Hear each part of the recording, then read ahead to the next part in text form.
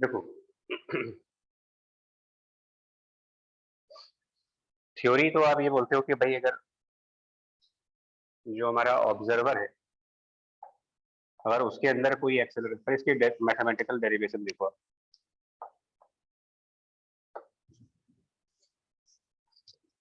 ठीक है, सपोज ये वाई एक्सेस, ये एक्स एक्सेस हो गया, मान ले यहाँ पर ये जो आपका कोऑर्डिनेट सिस्टम होता है ना, इसको आप रेफरेंस फ्रेम बोलते हो यार। तो मतलब अगर हमारा ये कोऑर्डिनेट सिस्टम एक्स ओरिजिन और Y system of coordinate axes, इसी को हम प्रॉपरली रेफरेंस फ्रेम का नाम देते हैं। इसको हम कह दे रहे हैं रेफरेंस फ्रेम S1। मतलब साइंटिफिकली रेफरेंस फ्रेम मतलब सिस्टम ऑफ कोऑर्डिनेट एक्सेस। और एक और कोऑर्डिनेट एक्सेस तैयार करो आप, दूसरी कोऑर्डिनेट एक्सेस का सिस्टम एक्स डैश और वाई डैश करके। तो इसको आप कह देना एक्स डैश, ओ डैश और वाई डैश, ये भी आपका एक सिस्टम ऑफ कोऑर्डिनेट एक्सेस है, ये भी एक रेफरेंस फ्रेम है। इसको आप एस डैश का नाम दे दो। एंड सपोज ये वाला ओरिजिन जो है वो एक्सेलरेटेड मोड में है, पॉइंट ओ के अंदर कुछ एक्सेलरेशन है। So O dash has acceleration of A naught with respect to point O. ठीक है, बनाते हो डायग्राम बनाते हो।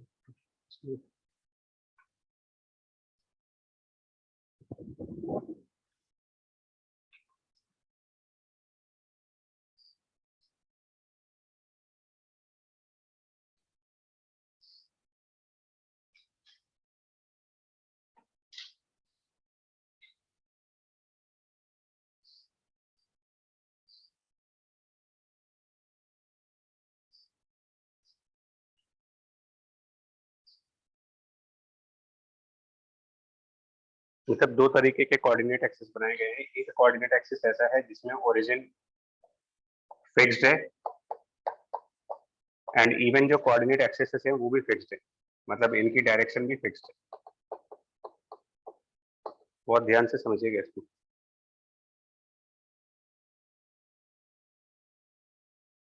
मतलब ना तो पॉइंट ओ कहीं मूव करने वाला है और ना ही एक्स एक्सिस की डायरेक्शन कोई चेंज करने वाली है। इस वाले कोऑर्डिनेट सिस्टम में पॉइंट ओ डैश एक्सेलरेटेड है, बट जो डायरेक्शन ऑफ एक्स डैश है वो फिक्स्ड है। फिक्स्ड डायरेक्शन ऑफ एक्सेस मतलब कि कुछ टाइम के बाद ये वाला ओरिजिन कहीं और होगा। अगर ये एक्सेलरेट करा तो कुछ टाइम बाद ये ओरिजिन की लोकेशन चेंज होती जाएगी, बट ओरिजिन की लोकेशन चेंज होने के बावजूद भी हमारा एक्स एक्सेस राइट साइड पे ही रहेगा और वाई एक्सेस ऊपर के साइड पे भी रहेगा। एक पॉसिबिलिटी ये भी हो सकती थी कि आपका ओरिजिन मूव करके किसी पॉइंट पर चला जाए और साथ साथ कोऑर्डिनेट एक्सिस से रोटेट कर जाए हमारी। ये भी तो पॉसिबिलिटी थी कि हमारा ओरिजिन मूव कर रहा हो और साथ में कोऑर्डिनेट एक्सिस से रोटेट कर रही हो। तो इसीलिए बार बार कह रहे हैं कि अभी जो सिचुएशन ले रहे हो उसमें कोऑर्डिनेट एक्सिस में कोई रोटेशन इन्वॉल्व नहीं, एक्सिस रोटेट नहीं कर रही है, सिर्फ ओरिजिन वाला पॉइंट एक जगह से दूसरी जगह पर एक्सेलरेट करेगा, उसका एक्सेलरेशन डिफाइन किया गया है ए नॉट। नाउ कोई एक पार्टिकल पी मान ले जिसको हम ऑब्जर्व करेंगे। So P is the particle, आप अपने हिसाब से लिख सकते हो, P is particle of mass M under observation. P is a particle of mass M under observation, मतलब पी पार्टिकल के मोशन को वॉच किया जा रहा है। नहीं, अभी तो हम जरा डेफिनेशंस फॉलो करने जा रहे हैं, बाद में भी ऑब्जर्वर और इसकी बात करेंगे।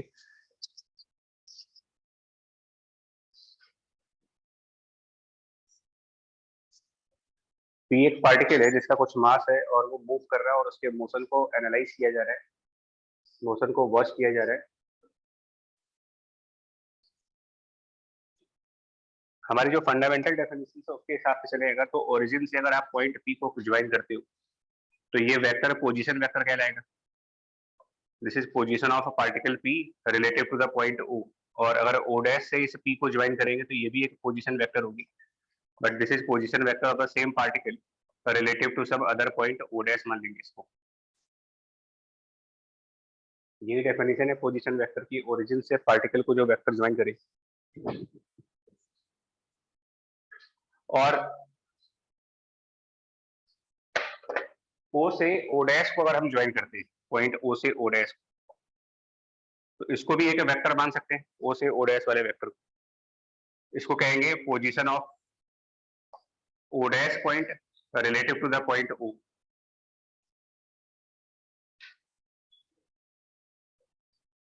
ठीक है, इन तीनों वेक्टर्स में कोई रिलेशन आएगा ट्रायंगल लॉ के हिसाब से?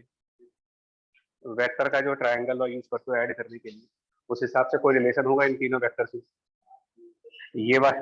ये वेक्टर प्लस ये वेक्टर ज्वाइन करेंगे तो ये वाला वेक्टर आ जाएगा ट्रायंगल लॉ से। तो इसका मतलब ये कह सकते हो कि जो position of P relative to O dash होगा, that is position of P relative to O minus position of O dash relative to O।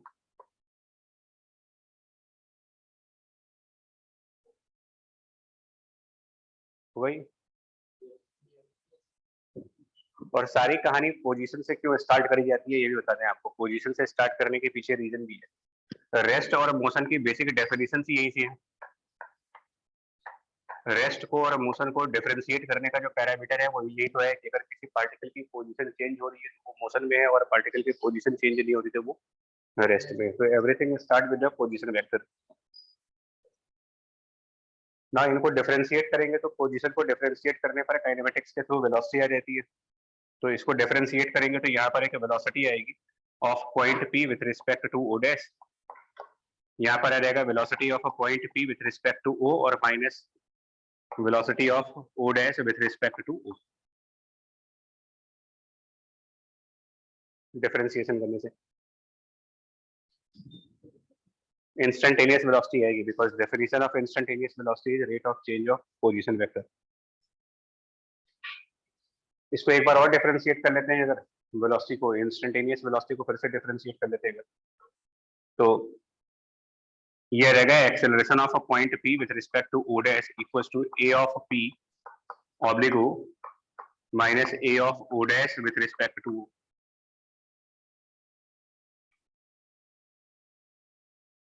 ये जो ऑनलाइन बैठे हो आप लोग को दिक्कत तो नहीं होगी देखने में? No sir. ये लास्ट वाली लाइन जो हमारे स्क्रीन पे तो आ रही है वैसे, यहाँ तक विजिबल है पूरा? Yes sir. क्लियर हुआ यार आपको ये? अब हम क्या करेंगे, इस इक्वेशन में दोनों साइड मास m मल्टीप्लाई कर देंगे। करो, मतलब m से मल्टीप्लाई करें। m मतलब मास ऑफ दिस पार्टिकल।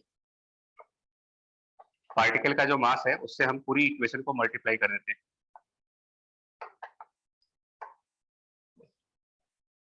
तो हमारे पास अब जो टर्म बनेगा, अगर मास m मल्टीप्लाई करोगे तो कुछ ऐसा आ जाएगा, m into acceleration of P with respect to O dash equals to m A of P with respect to O minus m A of O dash with respect to O।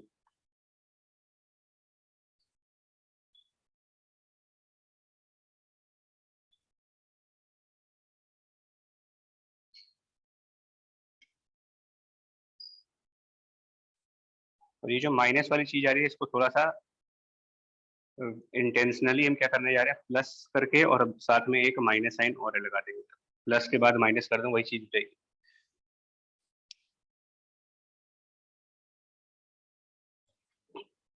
ना ये चीज क्या हुई, अगर देखा जाए m इंटू ए लिखा जाएगा तो m मास ऑफ पार्टिकल है, a p oblique O dash क्या चीज हुई अगर देखा जाए तो a p oblique O dash, मतलब कि this is acceleration of particle. So this is mass of particle and this is acceleration of particle, but किसके रिलेटिव? तो मास और एक्सेलरेशन का प्रोडक्ट क्या बन जाता है अगर देखा जाए तो mass of particle into acceleration of particle, Newton law के हिसाब से फोर्स हो गई है। सो दिस इज, मतलब left hand side is force on particle, force on a particle relative to O dash, यानी कि in the frame of O dash कह लीजिए, रिलेटिव टू ओ डैश कह लो या फिर in the frame of O dash कह लीजिए, एक ही मतलब हुआ। तो force on particle in frame O dash equal to ये वाली चीज क्या बनेगी आपकी, देखो m इंटू ए, ये भी मास ऑफ पार्टिकल है, बोर्ड पे देखो m is mass of particle और a ऑफ p ये भी आपका एक्सेलरेशन ऑफ पार्टिकल है। Mass of a particle into acceleration of a particle, again ये भी फोर्स ऑन पार्टिकल है, बट ये फोर्स ऑन पार्टिकल कौन से फ्रेम में हुआ, वो वाले फ्रेम में। So now this is force on the same particle in frame O.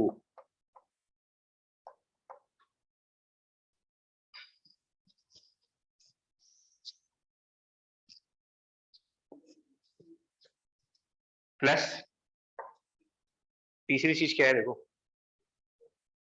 Again m into a, mass of particle, this is m mass of particle, but यहाँ पर acceleration किस चीज का है, समझ रहे हो आप, ये मास इंटू एक्सेलरेशन जरूर है, मास इंटू एक्सेलरेशन ये भी है, मास इंटू एक्सेलरेशन ये भी है, बट यहाँ पर जिसका एक्सेलरेशन है उसी का मास मल्टीप्लाई हुआ है।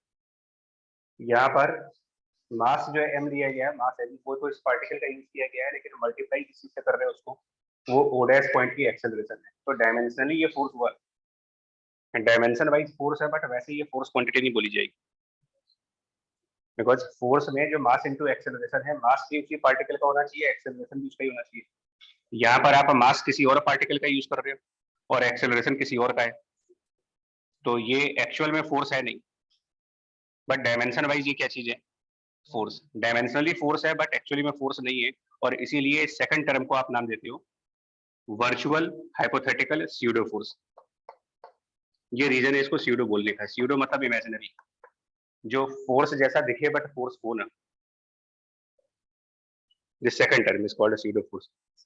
सो प्लस स्यूडो फोर्स,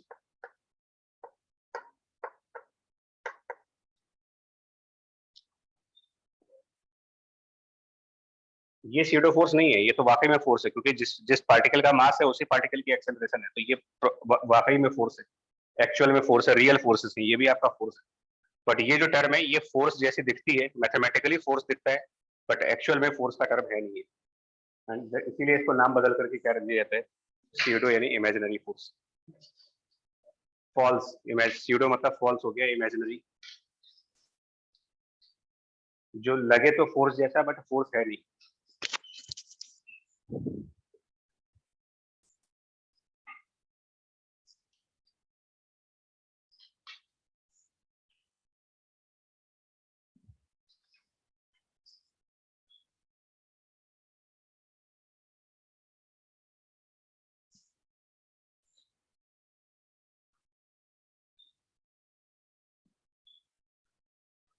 ठीक है, और अब एक देखें, यहाँ पर जिस टर्म को हमने स्यूडो फोर्स कहा है उसका मैग्नीट्यूड क्या बन रहा है,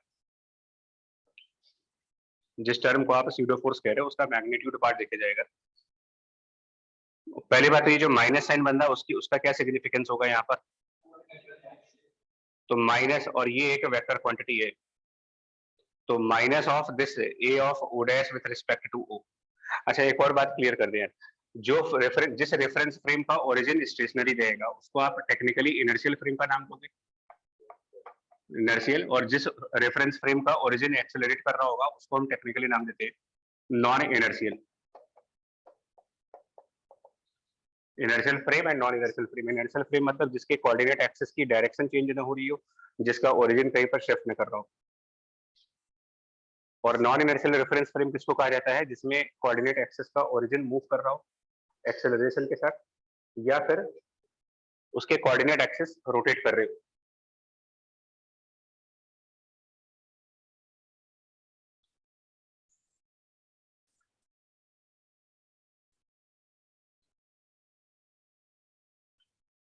तो स्यूडो फोर्स की जरा प्रॉपर्टीज समझो आप, स्यूडो फोर्स की प्रॉपर्टी, पहली प्रॉपर्टी इसकी डायरेक्शन की, माइनस ऑफ अ वेक्टर, किसी वेक्टर का जब माइनस कर देते हो तो उसका मतलब डायरेक्शन चेंज हो जाता है उसका, तो ये कौन से वेक्टर के अपोजिट होना चाहिए, मतलब माइनस जो लग रहा है यहाँ पर, और ये acceleration of O dash with respect to O, मतलब पॉइंट ओ डैश यानी कि हमारा ओरिजिन, रेफरेंस फ्रेम का ओरिजिन जिस डायरेक्शन में एक्सेलरेट कर रहा होगा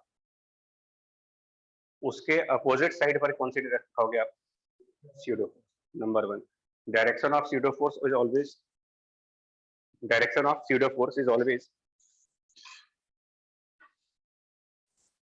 Direction of pseudo force is always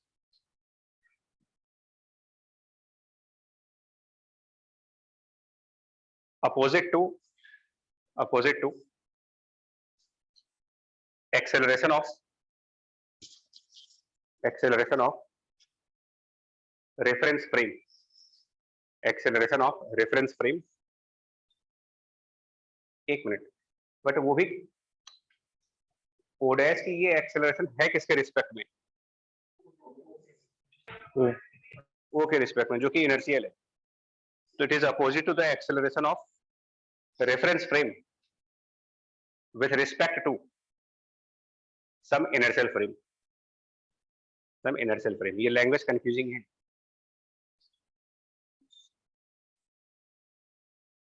मतलब ओ डैश की एक्सेलरेशन भी मेजर करने के लिए आपको एक इनर्शियल फ्रेम चाहिए.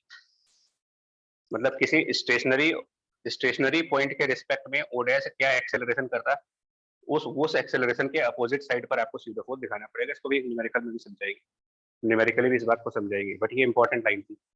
दूसरा पॉइंट मैग्नीट्यूड पार्ट की बात करेगा तो स्यूडो फोर्स का मैग्नीट्यूड. मास किस चीज का यूज किया गया इसमें? पार्टिकल जिसके मोशन को एनालाइज किया जा रहा है. हाँ, जिस पार्टिकल के मोशन को एनालाइज कर रहे हैं उसका मास, लेकिन उसमें मल्टीप्लाई एक्सेलरेशन किस चीज का कर रहे हो आप? फ्रेम ऑफ रेफरेंस का. तो mass of a particle into acceleration of the frame of reference, that is the magnitude of pseudo force. Magnitude of pseudo force is mass of a particle, और वो पार्टिकल जिसके motion को analyse कर रहे हो आप, जिसका फ्री बॉडी डायग्राम बनाओगे, जिसको देखना होगा, जिसके ऊपर क्वेश्चंस कर रहे होंगे. तो mass of particle multiplied by the acceleration of frame of reference.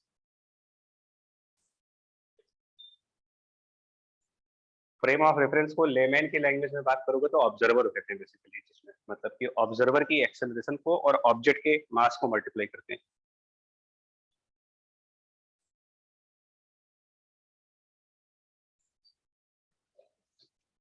और इस लाइन का जो मतलब समझिए क्या है, इस लाइन का मतलब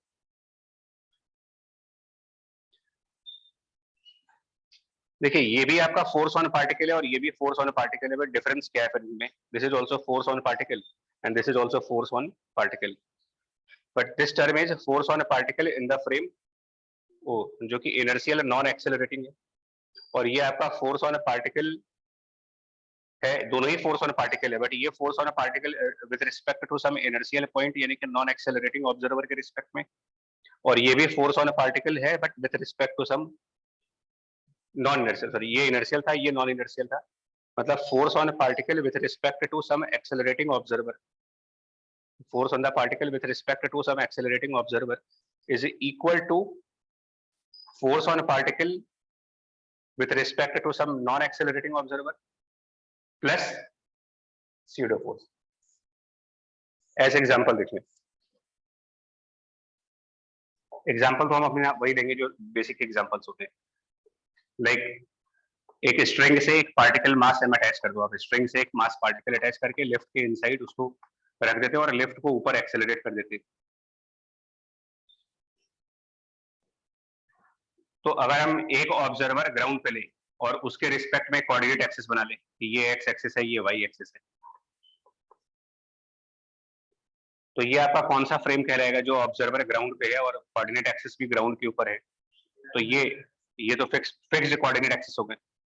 और अगर एक कोऑर्डिनेट एक्सिस आप इस लिफ्ट के साथ बना लो, मतलब लिफ्ट की वॉल को वाई एक्सिस मान ले, लिफ्ट की फ्लोर को एक्स एक्सिस मान ले और इस कॉर्नर को ओरिजिन मान ले, तो ये वाले कोऑर्डिनेट एक्सिस तो मूव कर रहे होंगे लिफ्ट के साथ साथ. तो अगर हम यहाँ पर कोई ऑब्जर्वर यूज कर रहे हैं, मान लो इसको बी नाम दे दीजिए और इसको ए नाम दे दीजिए, तो ऑब्जर्वर ए और ऑब्जर्वर बी के हिसाब से फ्री बॉडी डायग्राम्स क्या बनेंगे?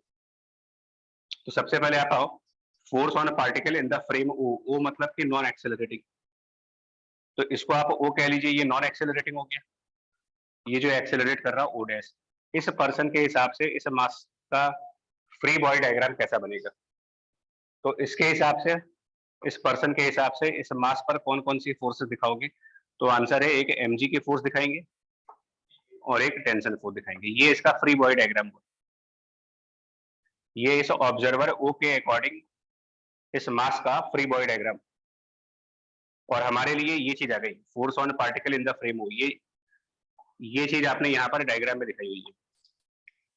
अगर उसमें हम कुछ प्लस कर देते हैं, क्या प्लस करते हैं अगर उसमें स्यूडो फोर्स, तो वो जो फ्री बॉडी डायग्राम बनेगा, स्यूडो फोर्स ऐड करने के बाद वाला जो फ्री बॉडी डायग्राम बनेगा, वो फ्री बॉडी डायग्राम होगा with respect to O dash. That means कि अगर पर्सन बी के अकॉर्डिंग फ्री बॉडी डायग्राम बनाते हो, पर्सन बी के पॉइंट ऑफ व्यू से इस मास का फ्री बॉडी डायग्राम बनाएंगे, तो उसमें टेंशन भी दिखाएंगे, mg भी दिखाएंगे, प्लस एक स्यूडो फोर्स भी दिखाएंगे। और वो कौन सी डायरेक्शन में दिखाएंगे pseudo force?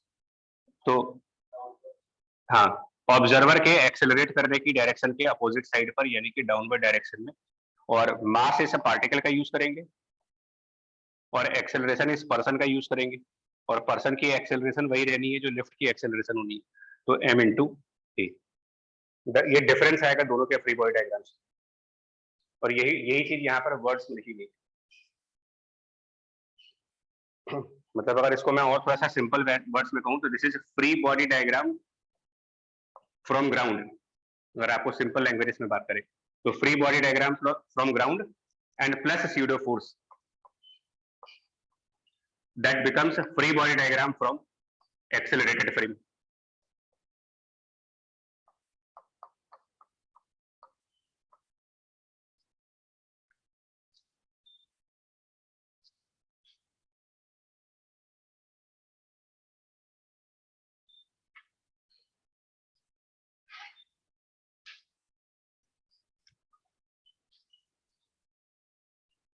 Force on a particle in the frame O, मतलब फिर से बोल रहा हूं यार, force on a particle in the frame O का मतलब होता है ग्राउंड के रिस्पेक्ट में कौन कौन सी फोर्स आएंगी, और ग्राउंड के रिस्पेक्ट में आने वाली फोर्सेस ग्रेविटी की फोर्स होती है, नॉर्मल की फोर्स आएगी, टेंशन की फोर्स आएगी, स्प्रिंग वाली फोर्स होंगी, फ्रिक्शन वाले फोर्सेस होंगे, और कोई मैनुअल फोर्सेस।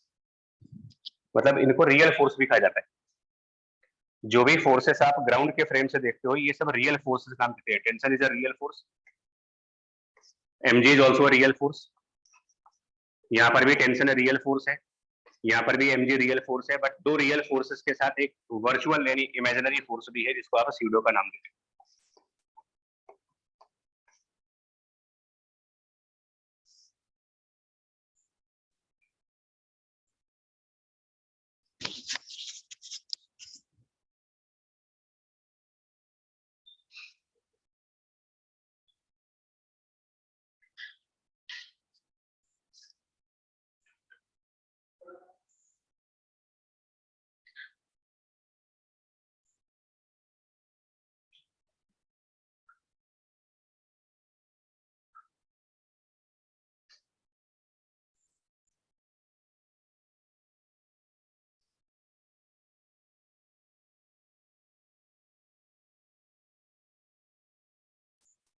ये बात समझ में आई आपको?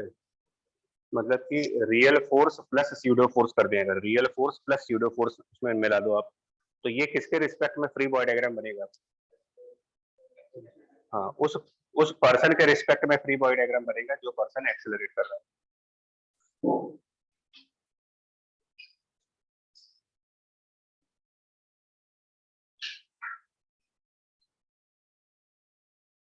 और यहाँ से एक बार फिर से इन जो वर्ड्स में लिखे ना इनकी बड़ी इंपॉर्टेंस है। Real force plus pseudo force जब मिला देते हो आप, स्यूडो प्लस रियल, तो वो आपका फ्री बॉडी डायग्राम आ गया पर्सन ओडेस के हिसाब से। और ये चीज mass into acceleration of the particle with respect to O dash होनी चाहिए।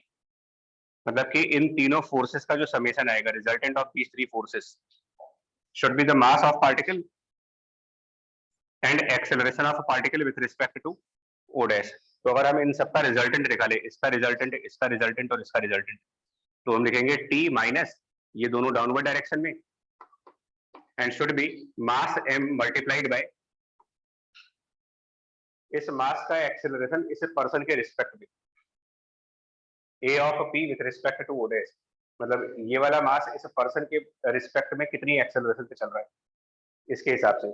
तो ये भी लिफ्ट के अंदर है, ये भी लिफ्ट के अंदर है, इस पर्सन के पॉइंट ऑफ व्यू से देखा जाएगा तो ये मास स्टेशनरी है, जीरो एक्सेलरेशन से, तो आप लिखोगे m मल्टीप्लाइड बाय 0।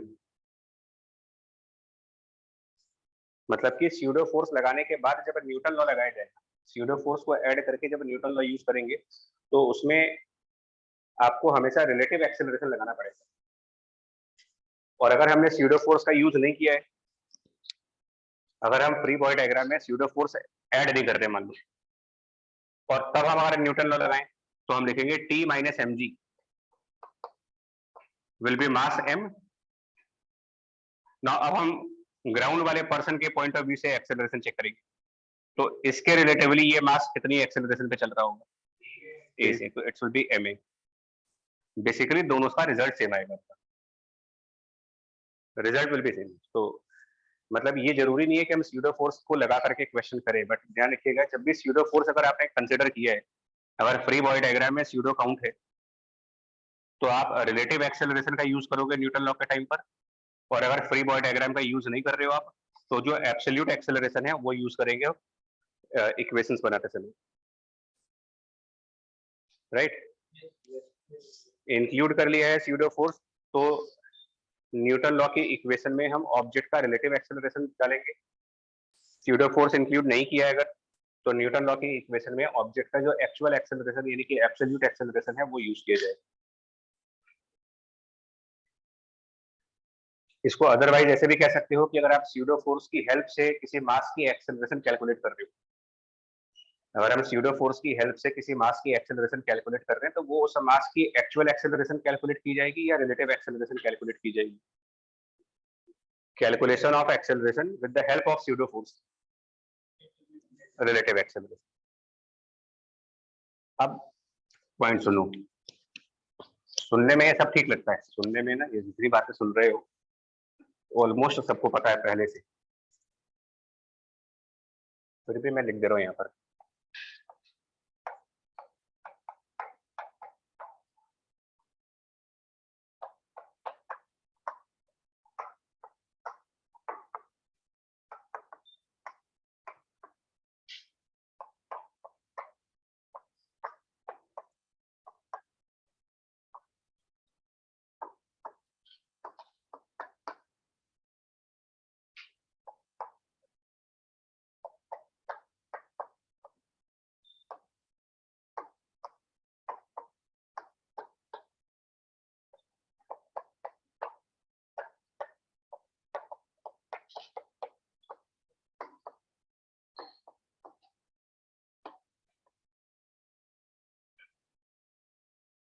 देखो मैं अपनी तरफ से तो काम पूरा करूंगा कि मैं ये बार बार रिपीट करेंगे कि ये चीज, क्योंकि आप जितना मर्जी बोलो कि यस यस यस, तो न्यूमेरिकल में फिर वही गलती हो जाएगी, क्वेश्चन में जाकर के फिर वही मिस्टेक करके आ जाओगे।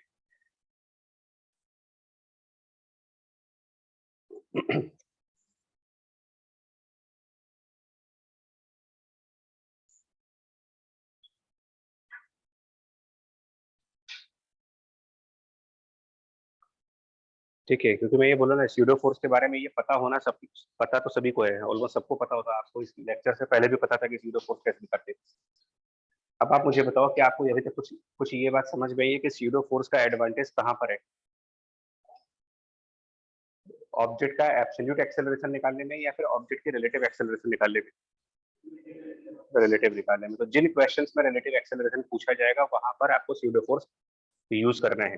फॉर एग्जांपल, अब आपको समझ में आएगा कि हमें स्यूडो फोर्स न्यूमेरिकल में कब लेना होता है कब नहीं लेना होता है। तो फॉर एग्जांपल देखिए,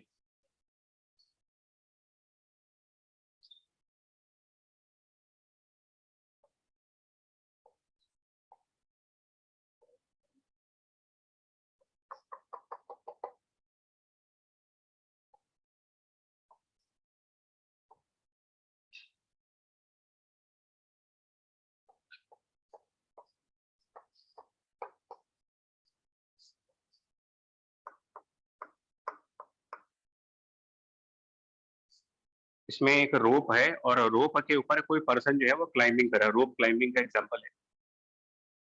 this person is climbing on this rope, the person is climbing on the rope, but वो रोप इस मास से अटैच है और ये फ्रिक्शनलेस सरफेस पर है, तो ये मास आगे मूव कर जाएगा। पर्सन का मास स्मॉल एम दिया गया आपको, पर्सन का मास स्मॉल एम, ब्लॉक का मास कैपिटल एम, एक रोप से कनेक्टेड है बट रोप का मास कंसिडर नहीं करेंगे, मासलेस रोप मानेंगे इसको।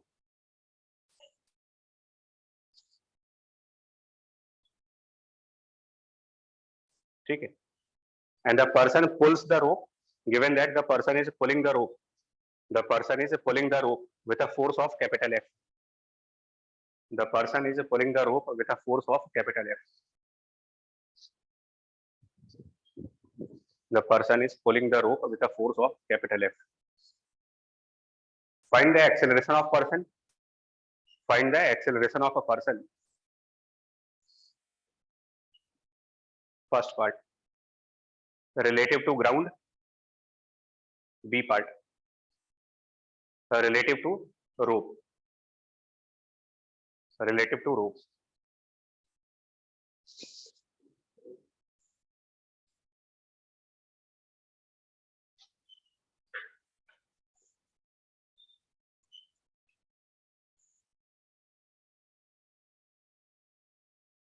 ठीक है, अब बताओ, जब रिलेटिव टू ग्राउंड की बात कर रहे हैं, रिलेटिव टू ग्राउंड मतलब फर्स्ट पार्ट, क्वेश्चन का फर्स्ट पार्ट, तो आप क्या फ्री बॉडी डायग्राम बनाएंगे? हमें इस पर्सन की एक्सेलरेशन ग्राउंड के रिस्पेक्ट में चाहिए, तो ग्राउंड एक्सेलरेटिंग है या नॉन एक्सेलरेटिंग है?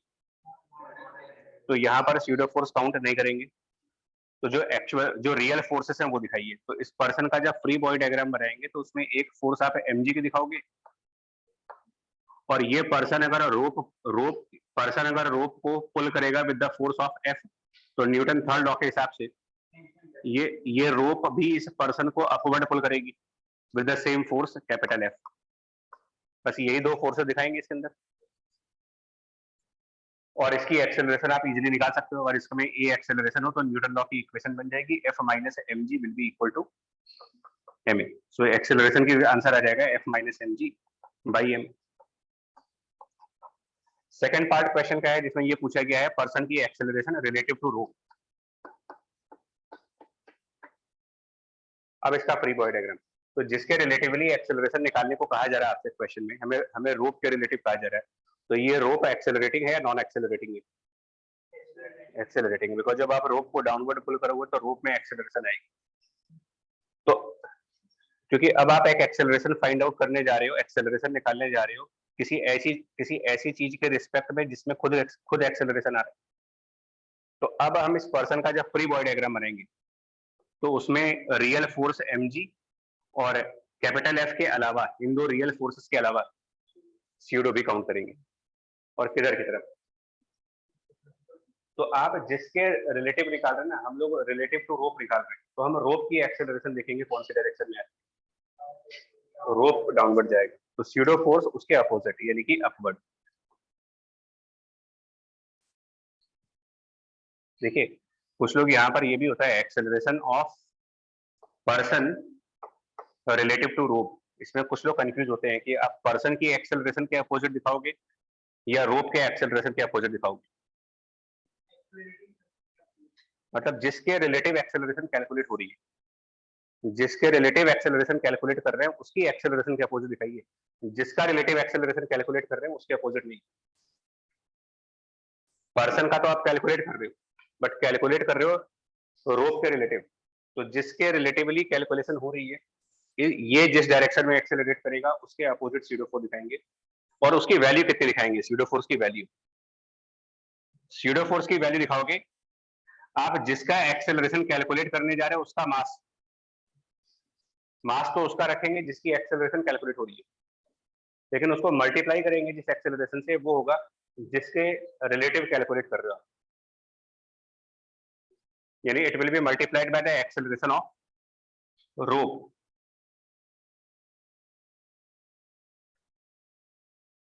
है समझे?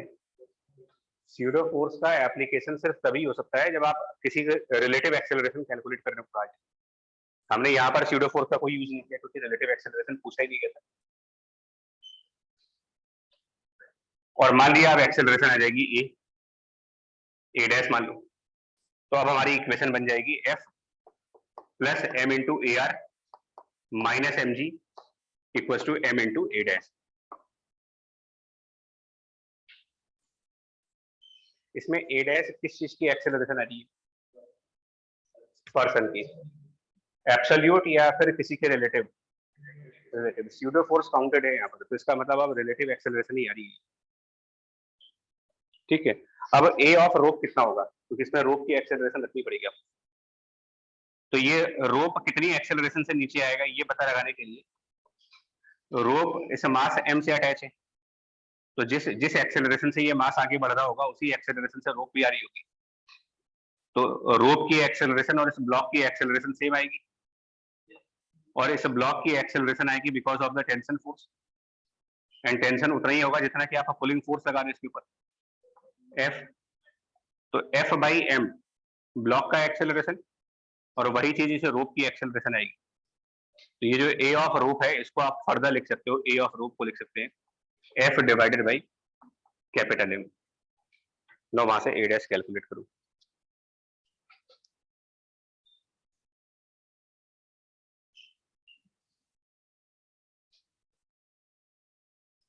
मतलब मेरा पॉइंट ये सजेशन ये है कि जबरदस्ती स्यूडो फोर्स मत काउंट करने स्टार्ट कर दिया करो। मतलब आपको स्यूडो आता है इसका ये मतलब नहीं कि हर क्वेश्चन में लगा दूं।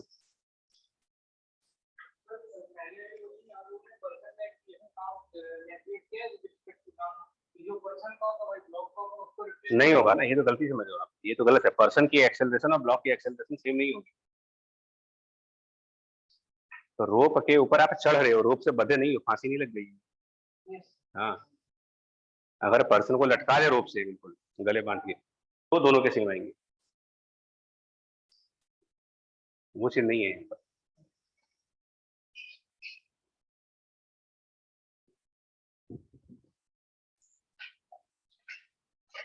सिर्फ ये बात ध्यान रखो ना कि आप जिस भी न्यूमेरिकल में जेई की प्रॉब्लम्स की बात कर रहे हैं, जिस भी न्यूमेरिकल में रिलेटिव एक्सेलरेशन पूछा जाएगा, इसका मतलब अब आपको स्यूडो फोर्स कंसीडर करने का टाइम आ चुका है। और अगर रिलेटिव नहीं पूछा है तो हम स्यूडो नहीं काउंट करेंगे अपने हिसाब से।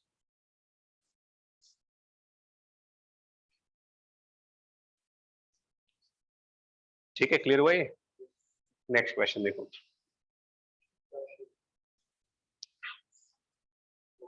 लिख लो, लिख लो। देखिए आपको वो बात समझ में है कि पर्सन अगर रस्सी को पकड़ के बस खड़ा रहे, चढ़े ना उसके ऊपर, मतलब आप मतलब डेड पर्सन हो मान लीजिए, तो आप कह सकते हो कि पर्सन की एक्सेलरेशन और ब्लॉक की एक्सेलरेशन बिल्कुल सेम आएंगी। अभी वो सेम नहीं आएंगी।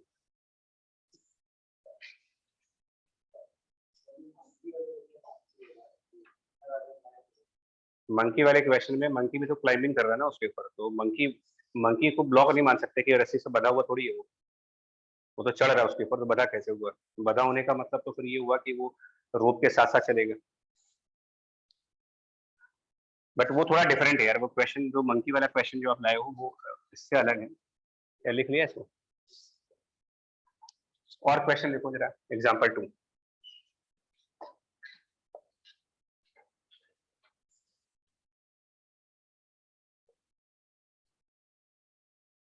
अगेन एक एग्जांपल ऑफ लेफ्ट चूज कर रहे हैं, इसमें भी left going upward with acceleration a, और इनसाइड दिस लेफ्ट ऐसे करके कोई एक टेबल मान लेते हैं। टेबल के ऊपर कुछ m1 मास, उससे कनेक्टेड पुली, और उससे लटकता हुआ इधर की तरफ m2 मास है।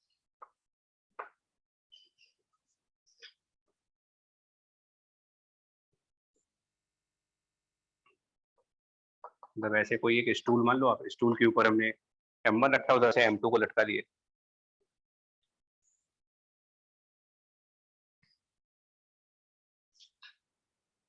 और यहाँ पर फ्रिक्शन अवेलेबल है इस पॉइंट पर, स्टूल की सरफेस पर फ्रिक्शन अवेलेबल है, रफ है, surface of stool is rough.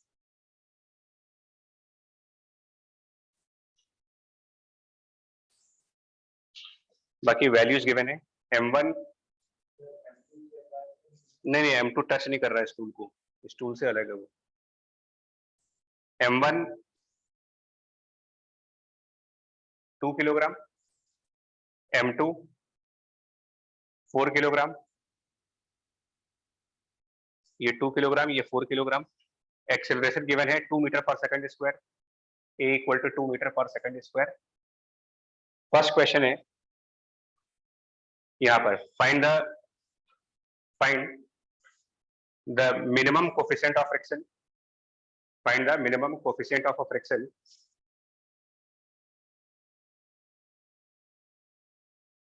so that m1 remains stationary, m1 remains stationary with respect to the lift. M1 remains stationary with respect to the lift.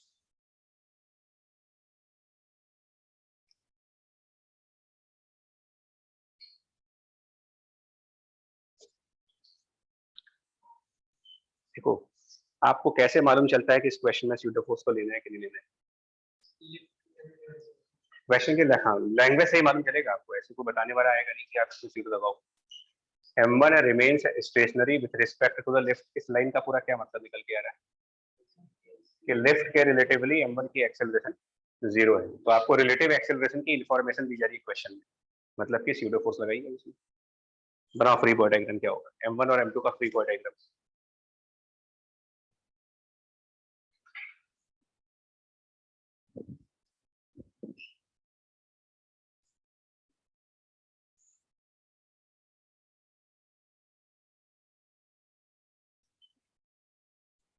Free body diagram बनाइए M1 का और M2 का, और question में ही hint होती है इस बात की, क्वेश्चन में साफ साफ हिंट है कि यार इस क्वेश्चन में क्योंकि आपसे रिलेटिव एक्सेलरेशन को 0 कहा गया है, तो मतलब कि क्वेश्चन में स्यूडो फोर्स काउंटेड होना चाहिए।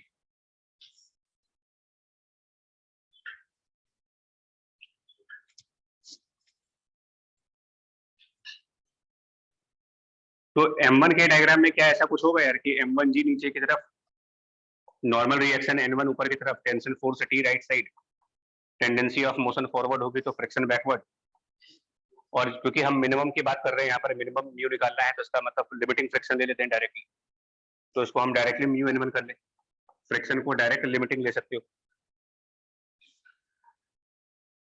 ये कंप्लीट डायग्राम तो हुआ नहीं, कुछ मिसिंग है इसमें, पूरे डायग्राम में कुछ मिसिंग है अभी। स्यूडो फोर्स किधर क्योंकि आपसे बात की गई है विथ रिस्पेक्ट टू लिफ्ट, जिसके रिस्पेक्ट में बात की जा रही है, लिफ्ट के रिस्पेक्ट में बात की जा रही है, तो लिफ्ट की एक्सेलरेशन के अपोजिट हम स्यूडो फोर्स लगाएंगे। स्यूडो फोर्स लिफ्ट के एक्सेलरेशन के अपोजिट,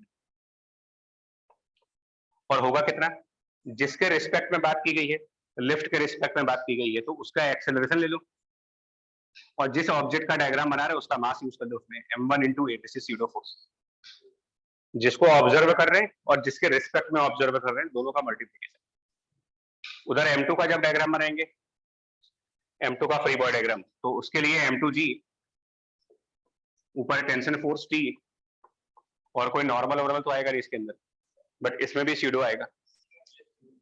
तो नाउ M2 को ऑब्जर्व कर रहे हैं विद रिस्पेक्ट टू लिफ्ट देख रहे हैं, तो लिफ्ट की एक्सेलरेशन और M2 का मास, यानी कि M2 into A, यहाँ का स्यूडो फोर्स है,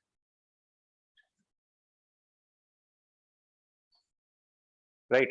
अब आप, और क्वेश्चन में कहा गया है कि लिफ्ट के रिस्पेक्ट में कोई एक्सेलरेशन नहीं, तो इसका मतलब इधर भी ये फोर्स बैलेंस होनी चाहिए, so tension should be equal to M2A plus G इधर से, और इधर वाली साइड से जाएंगे तो tension should be equal to mu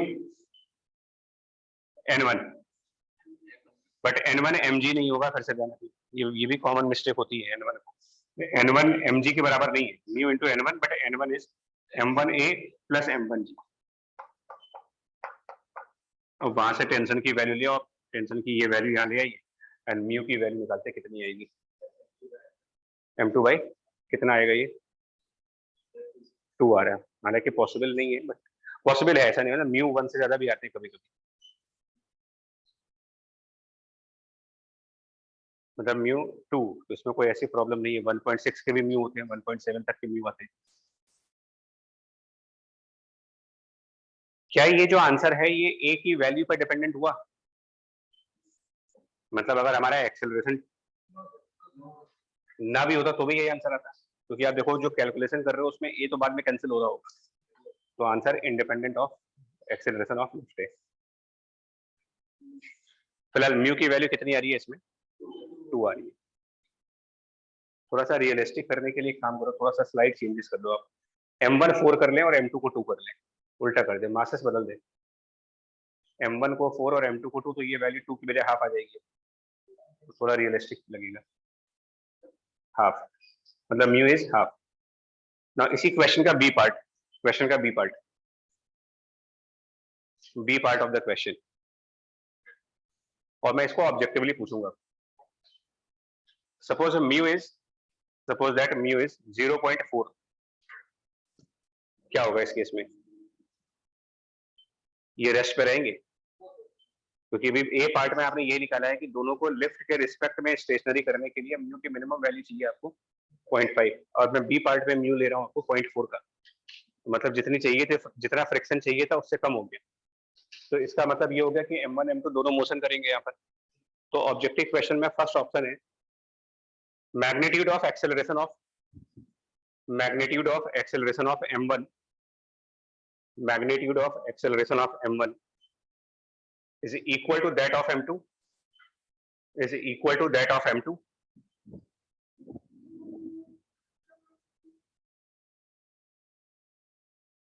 B part same है, उसमें इक्वल टू की जगह मोर देन लिखना होगा आपको, मतलब magnitude of acceleration of M1 is more than that of M2, और सी पार्ट में लेस देन लिखना होगा।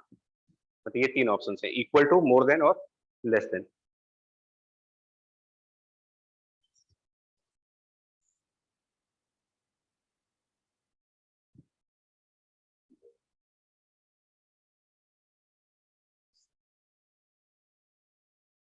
क्या आंसर आएगा इसमें?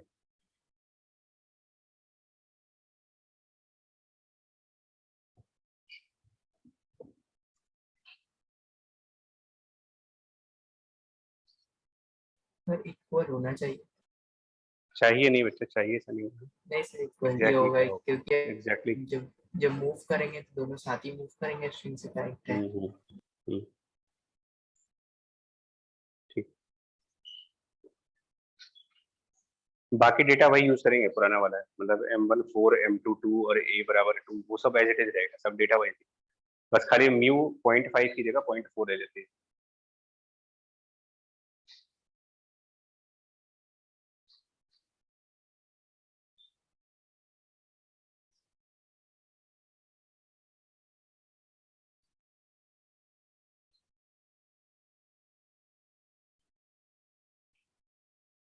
देखो अब ये तो कन्फर्म है कि मोशन तो होगा इसमें, और इतना कॉमन सेंस आपको होगा कि M2 किधर मूव करेगा, नीचे, ये तो ऑब्वियसली नीचे ही जाएगा, ऊपर जाएगा नहीं।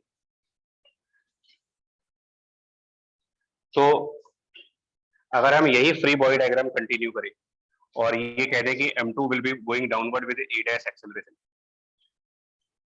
तो M2 अगर A डैश से इधर जा रहा होगा और आपने फ्री बॉडी डायग्राम में स्यूडो फोर्स रखा हुआ है, तो इसका क्या मतलब है कि ऑब्जर्वेशन कहाँ से हो रही है? अगर हम स्यूडो फोर्स के साथ फ्री बॉडी डायग्राम बना रहे हैं तो इसका मतलब हम इस मोशन को एनालाइज कहाँ से कर रहे हैं? तो एनालाइजर यानी कि ऑब्जर्वर लेफ्ट के अंदर है, तो उसको क्या दिख रहा होगा कि अगर M2 नीचे आ रहा है तो M1 कहाँ जा रहा होगा? फिर आगे, और उतनी ही एक्सेलरेशन से आगे जाएगा, वो A डैश से नीचे आएगा, वो A डैश, क्योंकि जो लेंथ ऑफ स्ट्रिंग है वो कांस्टेंट है, तो जितना ये लेंथ बढ़ेगी उतनी ये लेंथ कम हो जानी चाहिए। तो जिस रेट पर ये लेंथ बढ़ रहा होगा उसी रेट पर ये लेंथ कम हो रहा होगा, because total length of string will be constant value, तो A डैश सेम हो गए। बट ये तो तब हो रहा है ना जब आप ऑब्जर्वर कहाँ से कर रहे हो, एनालाइज कहाँ से कर रहे हो उसे, इनसाइड लेफ्ट से। अगर हम आउटसाइड लेफ्ट से ऑब्जर्व करें तो आउटसाइड लेफ्ट से ऑब्जर्व करिए अगर, तब तो स्यूडो फोर्स तो पहली बात आएगी नहीं, स्यूडो फोर्स आएगी नहीं इसमें, और मोशन भी कैसा होगा आप खुद सोचो।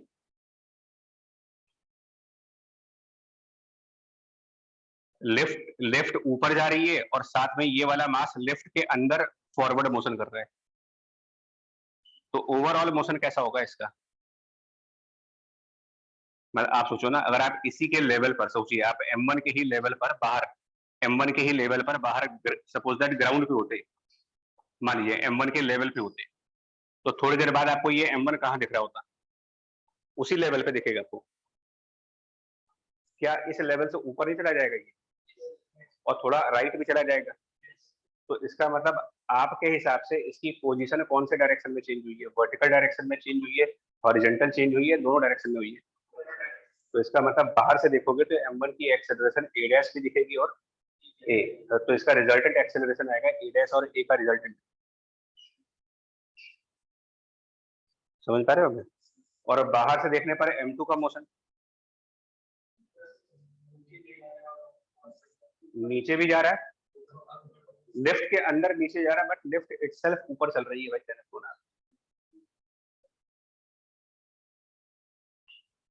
तो क्या आपको इन दोनों का रिजल्टेंट नहीं दिखेगा वहां पर? अब बताइए कौन सा ऑप्शन आएगा? सेम वाला नहीं आएगा, बराबर वाला नहीं आएगा, क्योंकि हमारे ऑप्शंस में कहीं ये लिखा हुआ है कि एक्सेलरेशन हम किसके रिस्पेक्ट में पूछ रहे हैं आपसे।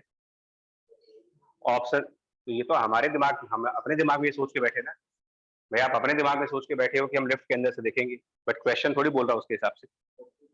क्वेश्चन एक मिनट बता रहे, क्वेश्चन में कहीं ऐसा नहीं लिखा हुआ है कि आप जिस एक्सेलरेशन की बात की गई है वो लिफ्ट के रिस्पेक्ट में। तो बाय डिफॉल्ट क्या माना जाएगा कि ये जो ऑप्शंस हैं वो किसके रिलेटिव पूछे जा रहे हैं? ग्राउंड के रिस्पेक्ट में, और वो इक्वल नहीं होंगे। ग्राउंड के रिस्पेक्ट में ये एक्सेलरेशन बराबर नहीं आएंगे, लिफ्ट के अंदर जाएंगे तब बराबर आएंगे। और हम लोगों से गलतियां क्यों होती है? क्योंकि हमारे दिमाग में स्यूडो फोर्स चल रहा होता है। ऑनेस्टली बताएं, हम लोग क्वेश्चन को बाद में पढ़ते हैं, पहले स्यूडो फोर्स हमारे दिमाग में चल रहा होता है और हम अपने आप इमेजिन कर लेते हैं कि हम लिफ्ट के अंदर होंगे और ये सब देख रहे होंगे, अपने आप पूरी कहानी चल रही होती है।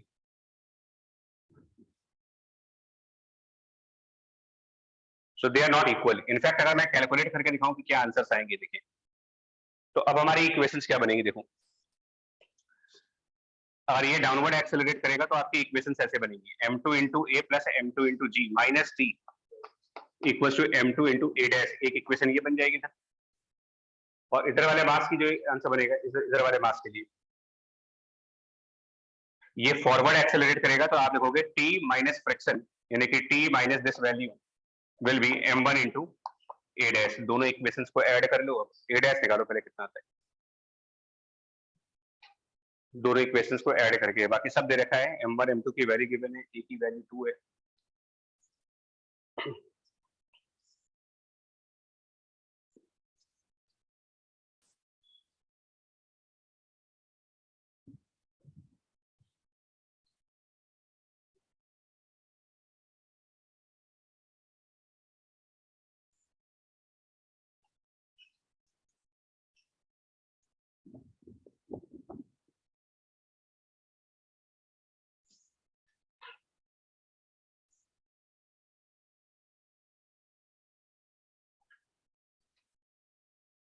ए डैश कैलकुलेट कर लो न्यूमेरिकल वैल्यूज के साथ, मतलब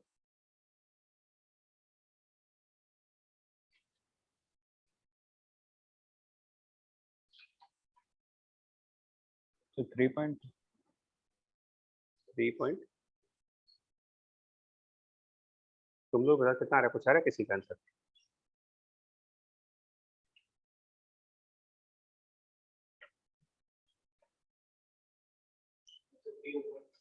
zero point six, yes sir 0.6 0.8 metre per second square की वैल्यू आ रही है ए डैश की।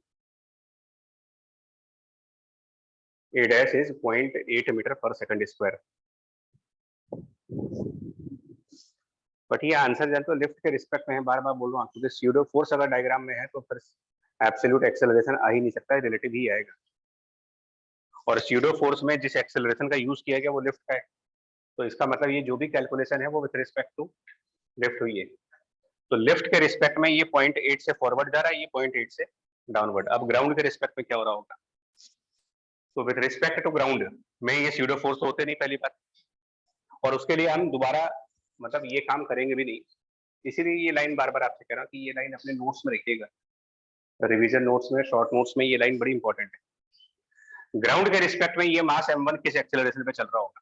तो उसका आंसर ये है, इसमें 0.8 का एक्सेलरेशन राइट साइड हो रहा होगा, और जिस लिफ्ट के अंदर है वो ऊपर भी जा रही है। तो ये वो चीज हो गई ना आपका कैरियर वाला कंसेप्ट, कि अगर कोई ऑब्जेक्ट किसी चीज के थ्रू कैरी करोगे तो कैरियर की वेलोसिटी उसमें ऐड कर दी जाती है। तो lift is a carrier, lift carry कर रहा है इन दोनों को, तो लिफ्ट की एक्सेलरेशन इन दोनों में आप ऐड करो, 0.8 और इधर की तरफ 2। लॉ ऑफ पैरेललोग्राम से रिजल्टेंट लाओ इसका, तो resultant value law of parallelogram यानी पाइथागोरस थ्योरम से निकालोगे। पाइथागोरस थ्योरम से यहाँ जो आंसर आएगा, square root of 2 square plus 0.8 square, मतलब 4.64, स्क्वायर रूट ऑफ 4.64, 4.64 का स्क्वायर रूट, ये m1 की टोटल एक्सेलरेशन मिलेगी। और m2 की टोटल एक्सेलरेशन 0.8 से वो नीचे जा रहा है और लिफ्ट के अंदर जा रहा है, तो लिफ्ट वाली एक्सेलरेशन इसमें ऐड करेंगे 2 वाली, तो ये टोटल वैल्यू आएगी 1.2। जी क्या अपोजिट है ना यार, दो अपोजिट वेक्टर ऐड हो रहे हैं। तो ग्राउंड के हिसाब से इसकी एक्सेलरेशन आएगी 1.2 metre per second square upward, और ग्राउंड के हिसाब से m1 की एक्सेलरेशन आएगी √4.64 एट सम एंगल। अब बताइए कौन ज्यादा आएगा, √4.64 ज्यादा होगा या 1.2 ज्यादा आएगा? 4.64, यानी m1 का एक्सेलरेशन ज्यादा है, वही करेक्ट ऑप्शन होगा।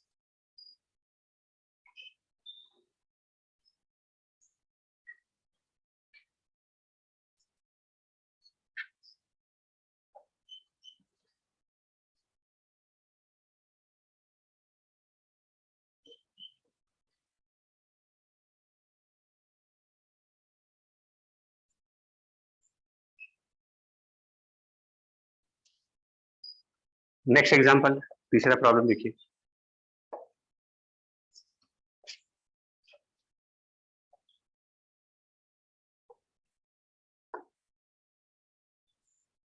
ये एक रेक्टेंगुलर प्लेट है और प्लेट के अंदर, रेक्टेंगुलर प्लेट के अंदर एक डायगोनल, प्लेट के अंदर एक डायगोनल ग्रूव है। ग्रूव समझते हैं?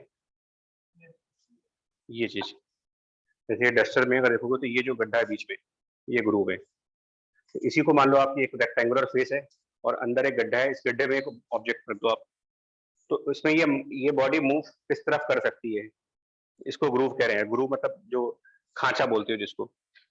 तो इसके अंदर अगर कोई चीज रखोगे तो ये खाली इधर इधर स्लाइड कर सकती है, इधर नहीं जा सकती इधर, क्योंकि दोनों तरफ वॉल्स हैं। तो इनसाइड ग्रूव मोशन कौन सी डायरेक्शन में पॉसिबल है? ओनली अलोंग द ग्रूव, इसी को ग्रूव कह रहे हैं। तो इसी टाइप की कोई चीज है यहाँ पर, और इसके अंदर हमने कोई मास रखा हुआ है, इनसाइड ग्रूव एक मास है, और ये मास बिल्कुल सेंटर पे रखा हुआ है, रेक्टेंगल के सेंटर पर, रेक्टेंगुलर प्लेट के एग्जैक्टली सेंटर पॉइंट पर है।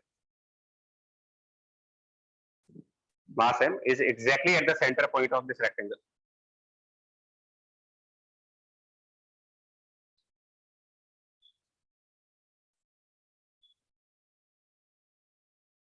ठीक है ना। उसके अलावा क्या इंफॉर्मेशन है कि this plate has acceleration of a not, ap is the acceleration of plate.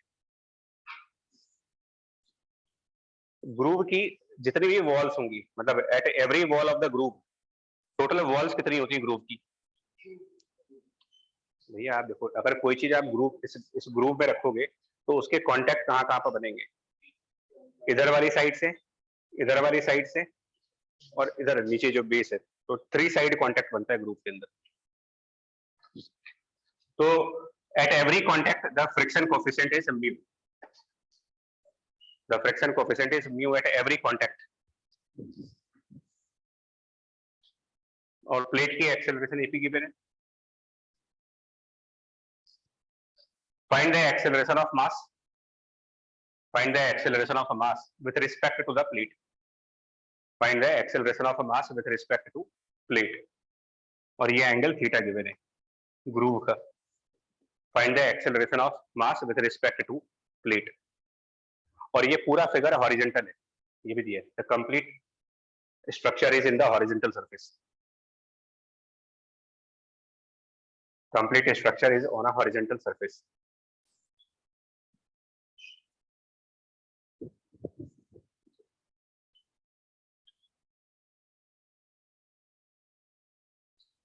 ठीक है, मतलब इस टाइप से होगा कि डस्टर ऐसे रखा है, इसके अंदर मास रखा और इसको हॉरिजॉन्टली एक्सेलरेट कर रहे हो, इसने इसको, तो ये चीज ग्रूव के अंदर स्लाइड कर जाएगी, या तो इधर खिसक जाएगी या तो इधर खिसक जाएगी। करो, कैसे करेंगे? लास्ट पार्ट क्वेश्चन का पढ़ो। तुम लोग क्या करते हो ना, जब यहाँ पढ़ते हो तो क्वेश्चन नोट नहीं करते, सबसे बड़ा प्रॉब्लम ये हो जाता है।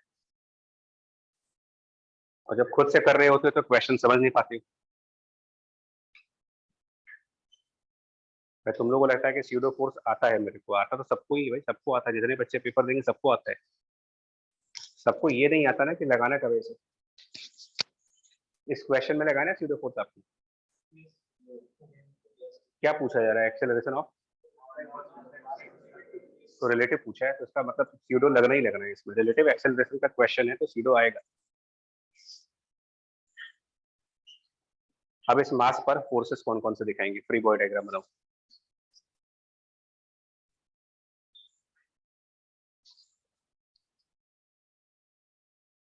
सीडो किधर दिखाओगे इसमें,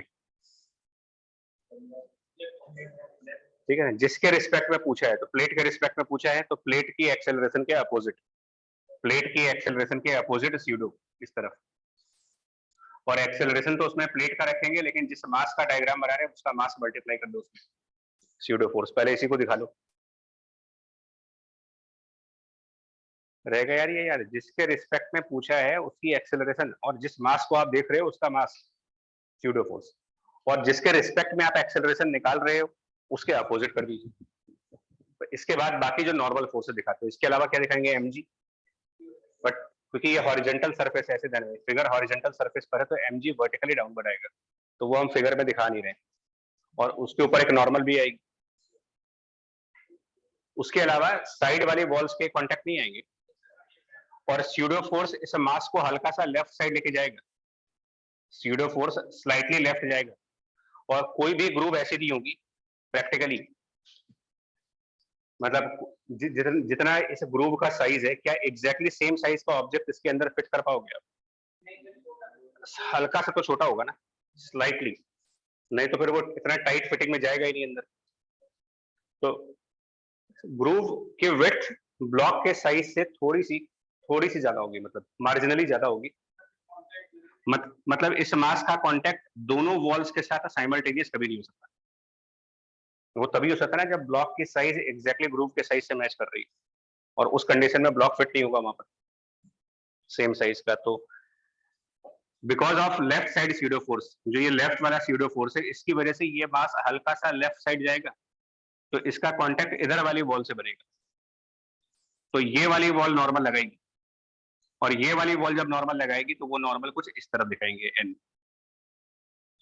ये नॉर्मल एमजी के अपोजिट वाले नॉर्मल से अलग है, मतलब अगर इसे डस्टर में दिखाएंगे तो दो नॉर्मल दिखाने पड़ रहे हैं, एक नॉर्मल तो वर्टिकली ऊपर आएगा, वो इसकी वजह से, ये वाले इस सरफेस की वजह से, और ये हम जिस नॉर्मल की बात कर रहे हैं, ये कौन सा नॉर्मल है, ये साइड में जो हल्का सा उठा हुआ होगा ना, हल्का सा इधर उठा है, हल्का सा इधर उठा है, तो इनमें से किसी एक दीवार से नॉर्मल आ रहा होगा, वो नॉर्मल दिखाओ। उसके अलावा स्यूडो हो गया, नॉर्मल हो गया, एक नॉर्मल और एमजी हमारे माइंड में चल रहा है, वो हम डायग्राम में दिखा पा रहे है ना, वो आपके माइंड में चल रहा होगा कि एक एमजी और नॉर्मल पहले से ही है, उसके अलावा और कुछ तो है नहीं। फ्रिक्शन आएंगे, फ्रिक्शन दो आएंगे, क्योंकि जब ये स्लाइड करेगा तो ये भी रफ सरफेस है और साइड में भी रफ है, तो साइड वाली वॉल भी फ्रिक्शन लगाएगी, और नीचे जो बेस है ये भी फ्रिक्शन लगाएगा, तो दो फ्रिक्शन आएंगे, और ये स्लाइड करेगा कौन सी डायरेक्शन में, तो स्यूडो फोर्स की डायरेक्शन को देख करके बताओ आप कि ये मास इस साइड मूव करेगा या इधर वाली साइड पर मूव करेगा, तो इसकी मोशन इस तरफ आएगी, तो उसको रेजिस्ट करने के लिए फ्रिक्शन इधर आएगा। ये दो फ्रिक्शन आएंगे इसमें, एक friction mu multiplied by the normal of this side wall plus mu multiplied by normal from the base, जो इस डायग्राम में दिखाया नहीं है मैंने, बेस वाली नॉर्मल डायग्राम में दिखाई नहीं गई है, वो एमजी के बराबर है।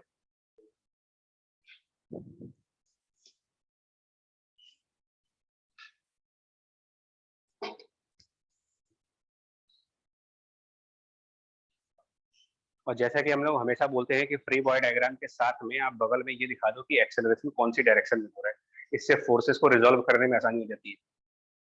तो ये मास एक्सेलरेट कौन सी डायरेक्शन में करेगा आपके ऑब्जर्वेशन के हिसाब से, मतलब तो इधर की तरफ कुछ ए डैश एक्सेलरेशन मान लेते हैं इसका, या ए मान, एक्सेलरेशन ए मान लीजिए, तो mass into A should be equal to M into A should be equal to, अब बताओ इस ए वाले डायरेक्शन में कौन सा फोर्स जाएगा, मतलब कौन सी फोर्सेस इस एक्सेलरेशन के पैरेलल जाएंगी, तो स्यूडो फोर्स का एक कंपोनेंट कौन सा, ये थीटा एंगल है थीटा, तो स्यूडो फोर्स का कौन सा कंपोनेंट इस डायरेक्शन में जाएगा, कॉस थीटा, तो M A P cos theta pseudo force का कंपोनेंट, और उसके अपोजिट में ये फ्रिक्शंस हैं, तो माइनस म्यू, जो एन बेस है, सुनना यार ध्यान से, एन बेस है, ये तो एमजी के बराबर हुआ, और माइनस म्यू इंटू ये जो एन है साइड वॉल वाला। अब साइड वॉल्स पर तो कोई मोशन नहीं होगी ना, इस डायरेक्शन में तो मोशन होनी थी, तो ये नॉर्मल स्यूडो फोर्स के इधर वाले कंपोनेंट से बैलेंस हो रहा होगा। स्यूडो फोर्स का एक कंपोनेंट तो ग्रूव के अलोंग होगा, लेकिन स्यूडो फोर्स का एक और कंपोनेंट इस तरफ होगा जो इस नॉर्मल फोर्स के साथ बैलेंस हो रहा होगा। तो जो ये एन है साइड वॉल वाला नॉर्मल, इसको रखेंगे M A P sine of theta, बस यहां से आपका ए आ जाएगा।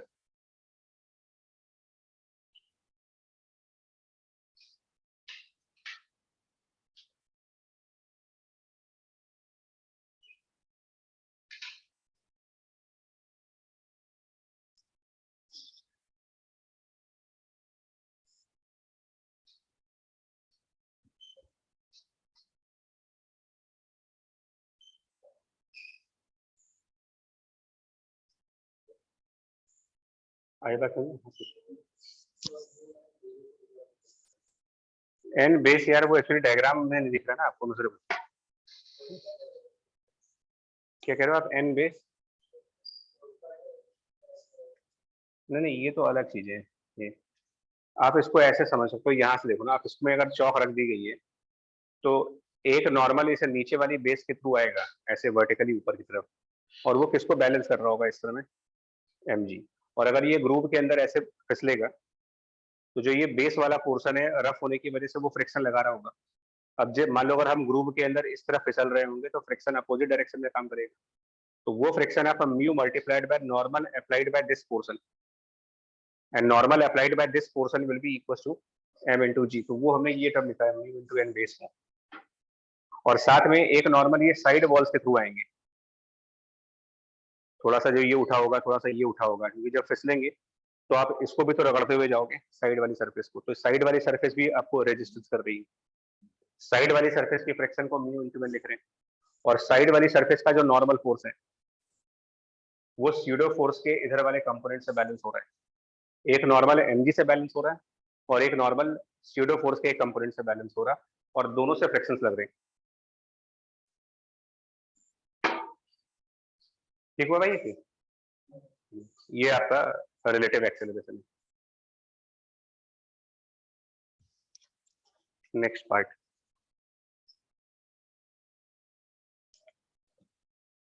अब ये हटा दें, मुझे भी याद हो गया होगा।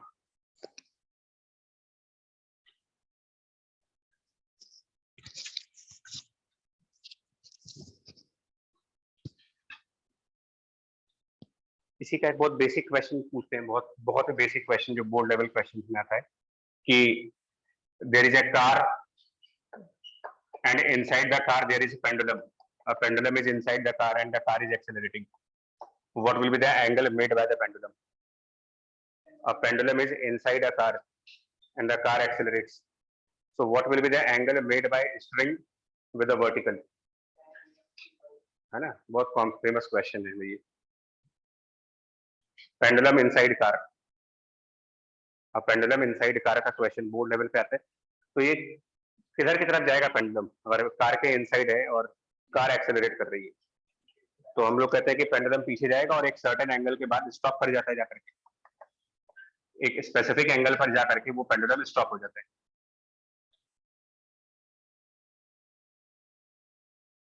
तो इसको अगर हम इनसाइड से देख रहे होंगे तो हमें क्या क्या फोर्स दिखाएंगे? अगर अंदर से देख रहे हैं, और अंदर से देखने पर वो पेंडुलम स्टेशनरी है,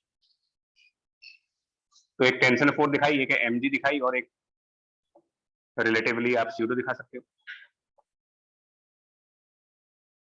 लोग गलती जानते हो क्या कर देते हैं यार? लोग गलती बस ये कर देते हैं कि वो स्यूडो फोर्स दिखाने के बाद ऑब्जर्वर को बाहर रख लेते हैं।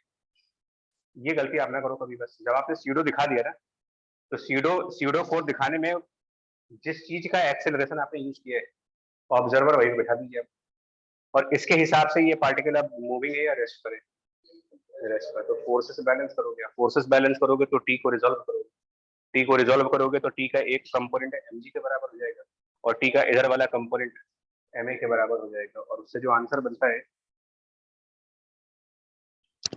इस साइड में थीटा दिखाओ, और इस हिसाब से टी कॉस थीटा जो अपवर्ड डायरेक्शन में है वो एम इंटू जी, और टी साइन थीटा जो राइट साइड डायरेक्शन में है वो एम इंटू ए। और सब सॉल्व करके आपका आ जाता है tan थीटा बराबर a/g। ठीक है, ये बहुत बेसिक क्वेश्चन डिस्कस किया अभी, tan थीटा बराबर a/g। और ऐसे एक आता है pendulum inside a car moving on a circular path, pendulum inside a car which moves on a circular track. अब ये सब लेवल पर भी इसलिए डिस्कस करना पड़ रहा है कि मेंस का आप लोग देख ही रहे हो, मतलब ये कोई यही क्वेश्चन आ जाए कभी। कुछ कुछ सिर्फ में तो बहुत ही आसान पेपर आ रहे हैं। उसका क्या आंसर बनता है यार? This pendulum is now inside a car which is moving on a circular track.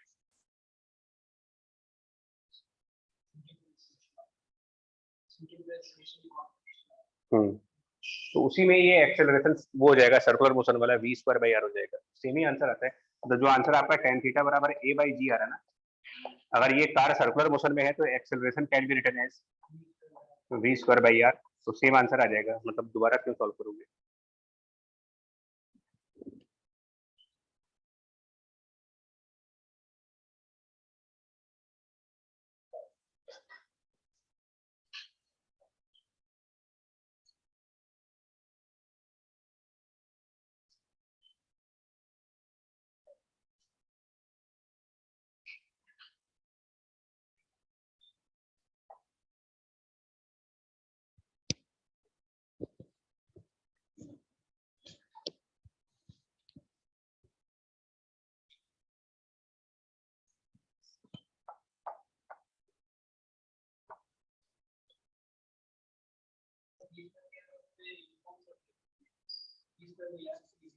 तो यूनिफॉर्म वाले मान के चल रहे हैं हमको, नॉन यूनिफॉर्म का केस नहीं मिलता है।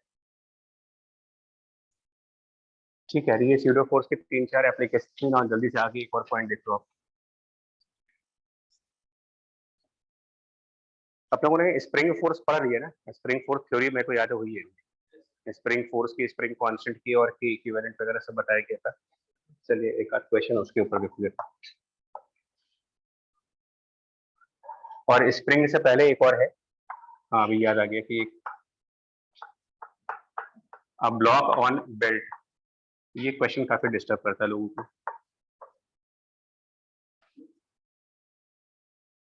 मतलब उनका ये कहना है कि कोई एक कन्वेयर बेल्ट होती है, जो कन्वेयर बेल्ट मतलब लगेज के लिए यूज करते हो, तो वो एक कन्वेयर बेल्ट है, इस टाइप के क्वेश्चंस पर डिस्टर्ब हो जाते हैं। This conveyor belt is going forward with acceleration e, a conveyor belt is running with acceleration e।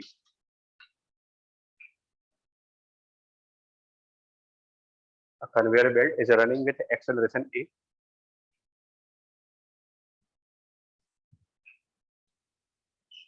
and a mass m is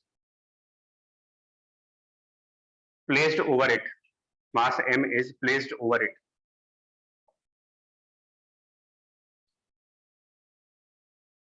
and a mass m is placed over it। यार एक तो ये गड़बड़ हो गया बच्चे, आप एक्सेलरेशन की डायरेक्शन चेंज कर दो, इधर की तरफ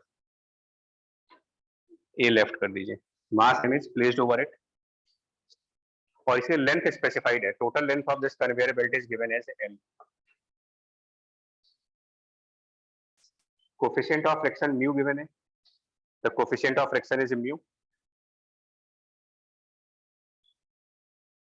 the coefficient of friction given as mu। after what time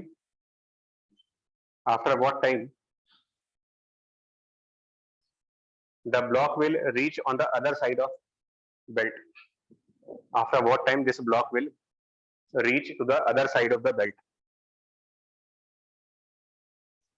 after what time this block will reach to the other side of the belt। मतलब लेफ्ट साइड पर रखा है, राइट साइड पहुंच जाइए, कितने टाइम बाद होगा ये?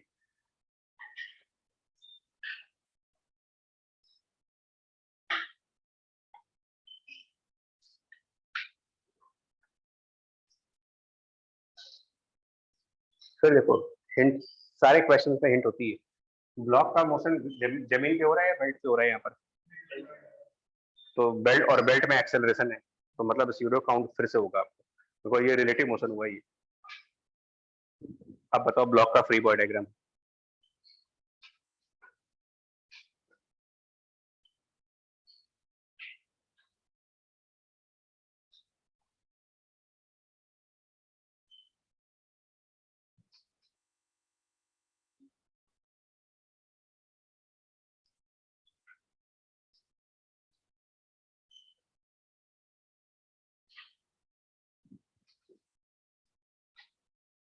ब्लॉक का फ्री बॉडी डायग्राम। हिंट मिली है आपको स्यूडो फोर्स की? इसमें क्वेश्चन में हिंट मिल रही है कि स्यूडो लगाना है इसमें? मतलब साफ साफ तो नहीं लिखा है, लेकिन समझना पड़ता है कि यार, क्योंकि ब्लॉक बेल्ट के एक एंड से दूसरे एंड पर जा रहा है, मतलब motion with respect to belt हो रहा है, तो रिलेटिव मोशन की बात हो रही है यहाँ पर, मतलब कि स्यूडो फोर्स कंसिडर करना पड़ेगा। तो अब हमारा डायग्राम क्लियर है, फिर तो इसके बाद कुछ बचता ही नहीं है। डायग्राम में mg नॉर्मल, स्यूडो फोर्स किधर की तरफ? राइट। राइट है। ma तो फ्रिक्शन किधर दिखाएंगे फिर? अगर स्यूडो राइट है तो friction will be left which is mu into normal, क्योंकि अगर मोशन हो रहा है तो काइनेटिक फ्रिक्शन होगा ये। अगर ब्लॉक एक साइड से दूसरे साइड चला गया तो इसका मतलब काइनेटिक फ्रिक्शन हुआ ही। तो काइनेटिक फ्रिक्शन तो हमेशा म्यू इनटू एन लिख सकते हो। और अगर मुझे म्यू एस और म्यू के अलग अलग दिए होते तो यहाँ पर कौन सा म्यू यूज हो रहा था? म्यू के, मतलब स्ट्रिक्टली ये म्यू के है, बट क्वेश्चन में क्योंकि एक ही म्यू दिया है तो उसको हम सिर्फ म्यू इंटू एल लिख रहे हैं। बट अगर क्वेश्चन में म्यू एस अलग होता, म्यू के अलग होता, तो म्यू के लगा लेते हैं यहाँ पर। और ये ब्लॉक एक्सेलरेट करेगा कुछ ए डैश से, तो न्यूटन लॉ के हिसाब से M A minus this mu into normal which is M G will be mass into A dash. इससे हम उसका एक्सेलरेशन निकाल सकते हैं कि क्या एक्सेलरेशन आएगी। और ये रिलेटिव एक्सेलरेशन आ रही है क्योंकि स्यूडो फोर्स कंसीडर है, इसका मतलब बेल्ट के रिस्पेक्ट में एक्सेलरेशन निकाली गई है। और डिस्प्लेसमेंट एल करना है आपको। अगर इस साइड से इस साइड जाना है, इसका मतलब एल का डिस्प्लेसमेंट, काइनेमेटिक्स की second equation, the displacement L should be equals to half a dash t square assuming that initial velocity 0 थी। और अब आप क्वेश्चन में नहीं दिया हुआ तो हम 0 ही मानेंगे, और क्या कर सकते हैं उसको।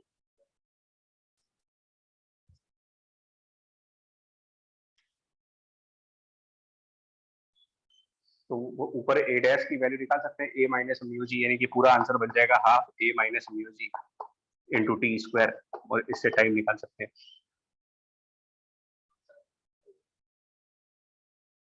अब देखते हैं इसमें एक प्रॉब्लम फंसती है कहाँ पर। यहाँ तक तो ठीक है, तो कोई दिक्कत नहीं, न्यूटन लॉ हो गया, स्यूडो फोर्स हो गया, काइनेमेटिक्स भी हो गया। नाउ द क्वेश्चन जो सबसे तगड़ा है वो है तो अगले चैप्टर से रिलेटेड, नेक्स्ट चैप्टर से related, that what is the work which is done by the friction force.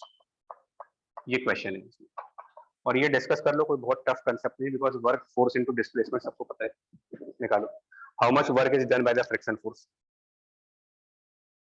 तो इतना तो जानते ही हो कि वर्क बराबर एफ एस कॉस थीटा होता है।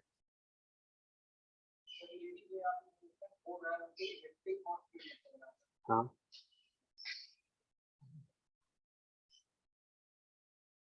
तो उससे क्या दिक्कत हो रही है, मतलब हम समझ नहीं पा रहे।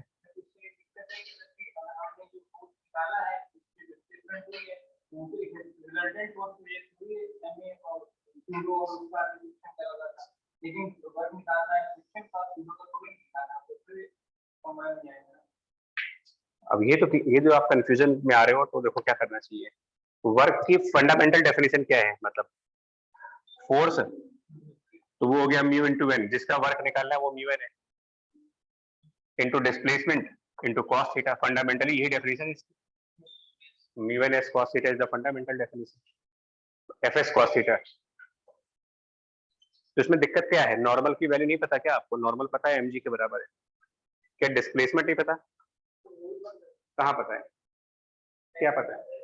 एल उस ब्लॉक का एब्सोल्यूट डिस्प्लेसमेंट है, या बेल्ट के रिस्पेक्ट? बेल्ट के रिस्पेक्ट में ना, एब्सोल्यूट डिस्प्लेसमेंट नहीं है वो। तो वर्क निकालने में कौन सा डिस्प्लेसमेंट लगाओगे? टाइम को कैलकुलेट करने के लिए आपने बेल्ट के रिस्पेक्ट में एल डिस्प्लेसमेंट देखा था। करो, लगाओ, एक थोड़ा सा सोचो तो आप। यही छोटे छोटे पॉइंट्स होते हैं जिनकी टेक केयर कर लो तो आपका कहाँ फंसता है पेपर का।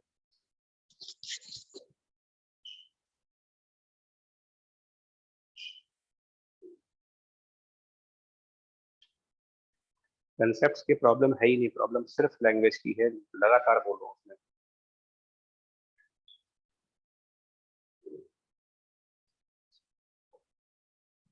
और अभी तो डिस्कशन में बोल दे रहे हो, वरना गारंटी बोलो पेपर जब आएगा ना तो बहुत सारे लोग इसमें क्या करेंगे, डिस्प्लेसमेंट एल लेकर के चल देंगे और आंसर ले आएंगे।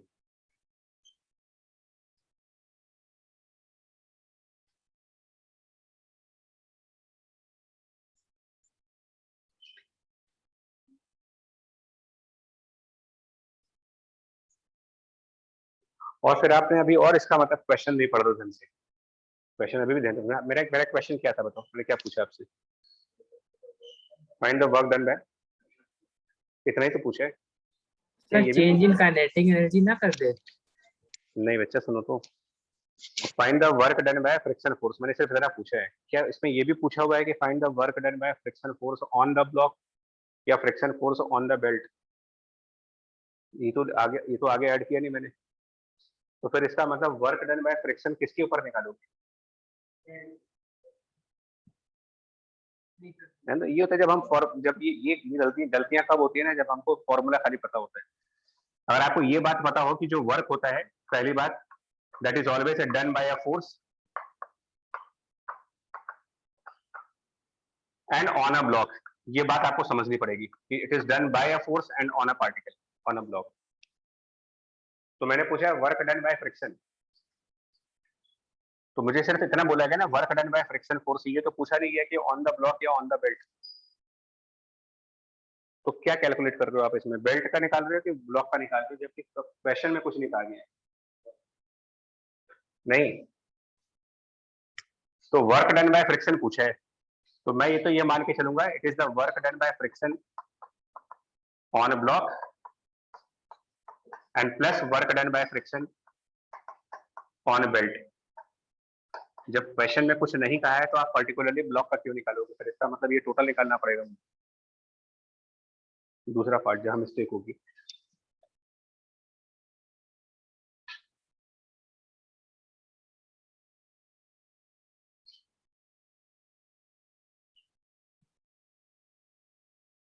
since the question has no information about work done by friction on which block, and therefore we will calculate the work on both.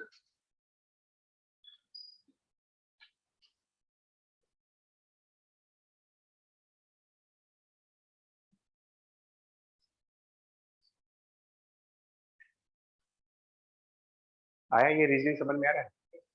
दोनों को क्यों निकालना पड़ रहा है? बिकॉज क्वेश्चन की इंफॉर्मेशन ऐसी है। रीडिंग इसके लिए इंप्रूव करो भाई,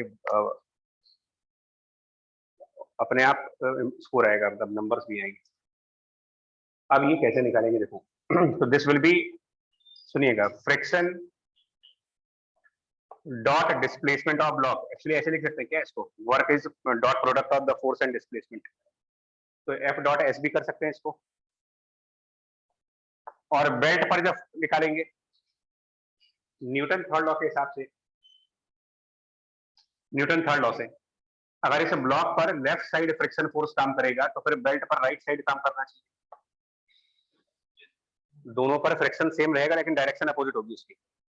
तो अगर एक पर आपने एफ वेक्टर लिखा है तो दूसरे पर उसी फ्रिक्शन को माइनस एफ वेक्टर लिखो। अगर इसको आप एफ वेक्टर कह रहे हो तो उसके अपोजिट डायरेक्शन वाली वेक्टर में माइनस लगाना पड़ेगा। And dot displacement of belt, यहाँ पर ब्लॉक कर लीजिए, ये ब्लॉक का डिस्प्लेसमेंट है, ये बेल्ट का डिस्प्लेसमेंट है। बेसिक डेफिनेशन पे गए, basic definition, friction dot displacement of the block plus friction dot displacement of belt, पर एक फ्रिक्शन को प्लस करेंगे तो दूसरे फ्रिक्शन को माइनस करना पड़ेगा बिकॉज ऑफ अपोजिट डायरेक्शन। ठीक है तक? इसमें से एफ कॉमन ले लेते हैं, इसमें से एफ कॉमन ले लो आप, तो ये चीज क्या बन जाएगी, एफ वेक्टर कॉमन ले लेंगे जब तो डॉट, और ये वेक्टर्स की वो प्रॉपर्टी यूज कर रहे हो आप कि a dot b, distributive law वाली property, plus a dot c. अगर ऐसा लिखा हो तो you can write it a vector dot b plus c, associative law, distributive law, है ना सब। तो वही चीज लगा रहे हो आप, एफ कॉमन ले लो तो ये क्या बन जाता है आपका, अगर एफ कॉमन ले तो this is not displacement of a block minus displacement of belt, और ये चीज काइनेमेटिक्स के हिसाब से क्या हो जाएगी, ब्लॉक का डिस्प्लेसमेंट माइनस बेल्ट का डिस्प्लेसमेंट। क्या ये चीज रिलेटिव डिस्प्लेसमेंट नहीं होगी? तो it is the displacement of a block with respect to belt.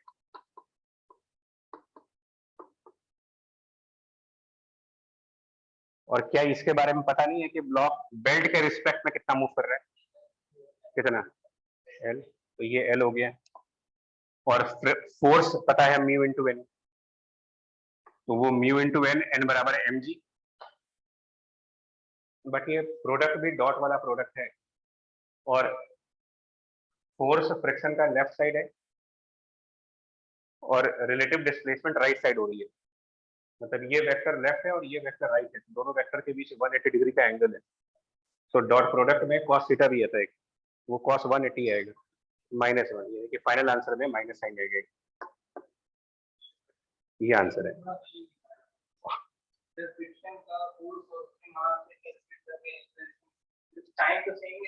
हाँ हाँ, और फिर ऐड करो तो वही चीज आएगी।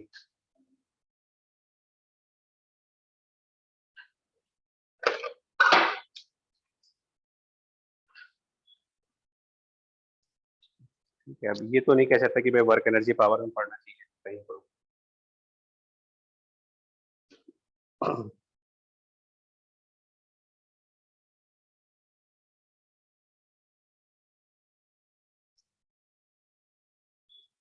अच्छा, अगर इसको इतना डीपली ना सोचो तो आंसर आ जाता, वैसे भी आ जाता। ऑनेस्टली बताओ, अगर ये सब डिस्कस ना करता तो भी म्यू एम जी एल आ जाता। कैसे? सब भी लोग निकाल देते। कैसे निकाल देते? फोर्स को लिख देते म्यू एम जी और डिस्प्लेसमेंट क्या ले लेते, आंसर तो तब भी आ ही जाता। लेकिन डिफरेंस क्या हो रहा है जानते हो? ये जो आप mu M G into L का वर्क निकाल रहे हो, ये वर्क फ्रिक्शन ने किसके ऊपर किया हुआ है? दोनों पे किया। ये बात वहां समझ में नहीं आएगी, आंसर तो आ जाता अगर ये सब discussion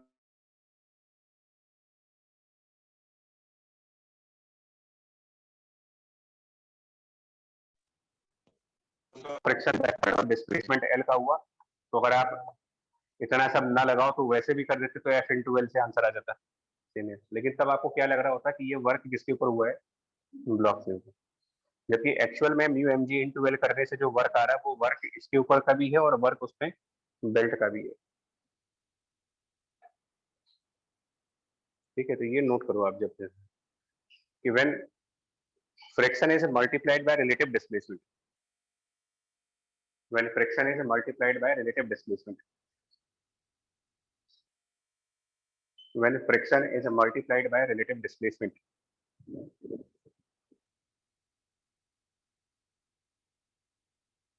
then we get the work by friction, then we get the work by friction, then we get the work by friction on both objects in contact, on both objects in contact, मतलब यहाँ पर block और belt हो गए, on both objects in contact।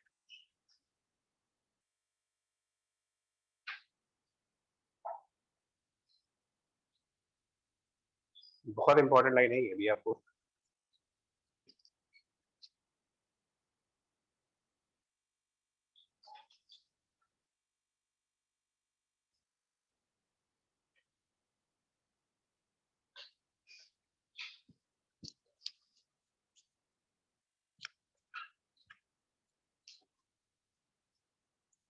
अगला question देखो,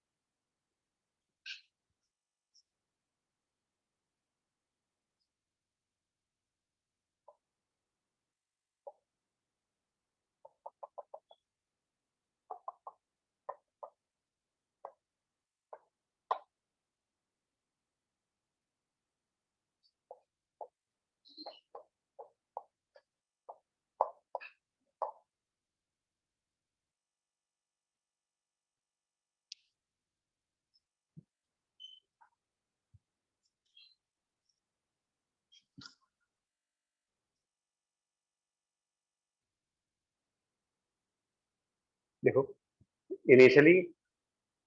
initially the truck and block, initially this truck and block were moving together,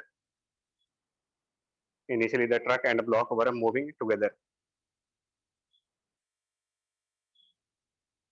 मतलब कि आपस में कोई स्लिपिंग नहीं थी इनकी।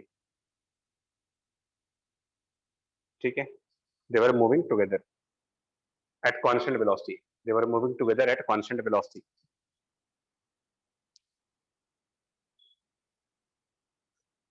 Suddenly brakes are applied.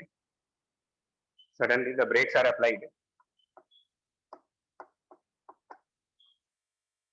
which gives a retardation of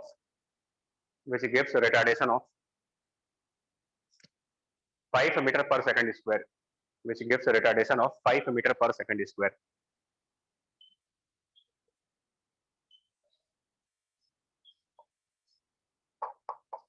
Find the time after which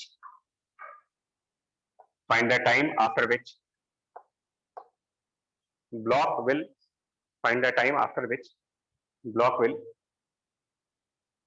collide with front face of the truck, collide with this front wall of the truck.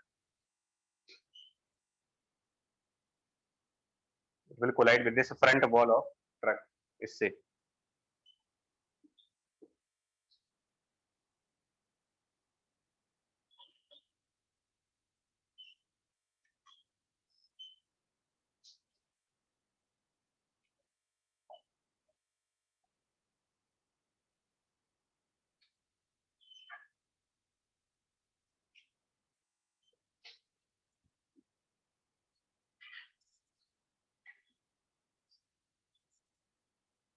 फिर देखिए ब्लॉक का motion कहाँ हो रहा है इस पर भी,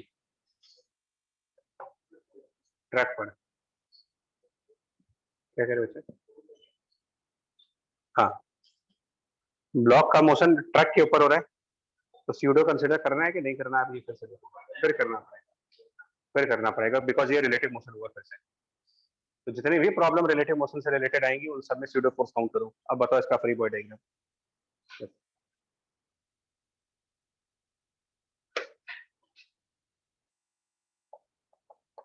mg नॉर्मल किधर दिखाएंगे स्यूडो फोर्स?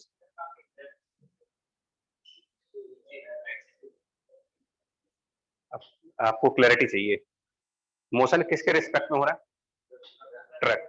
तो ट्रक का एक्सेलरेशन देखो आप किधर है, ट्रक का मोशन राइट साइड है, एक्सेलरेशन राइट नहीं है। ब्रेक लगाई है हमने तो एक्सेलरेशन तो पीछे हुआ इसका ना, ट्रक की।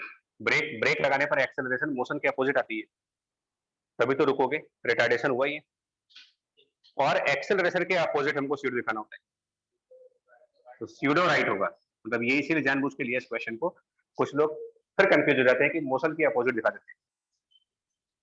आपको वेलोसिटी के अपोजिट नहीं दिखाना है, एक्सेलरेशन के अपोजिट दिखाइए। और एक्सेलरेशन और वेलोसिटी अपोजिट डायरेक्शन में आ सकते हैं।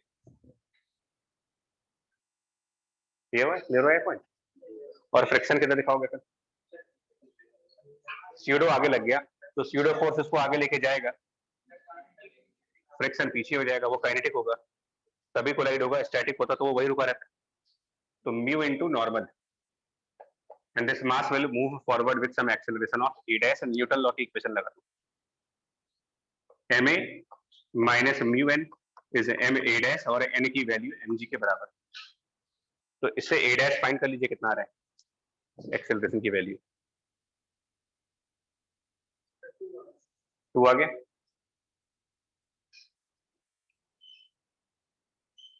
a dash 2 आ रहा है कि टाइम 2 आ रहा है? ओके,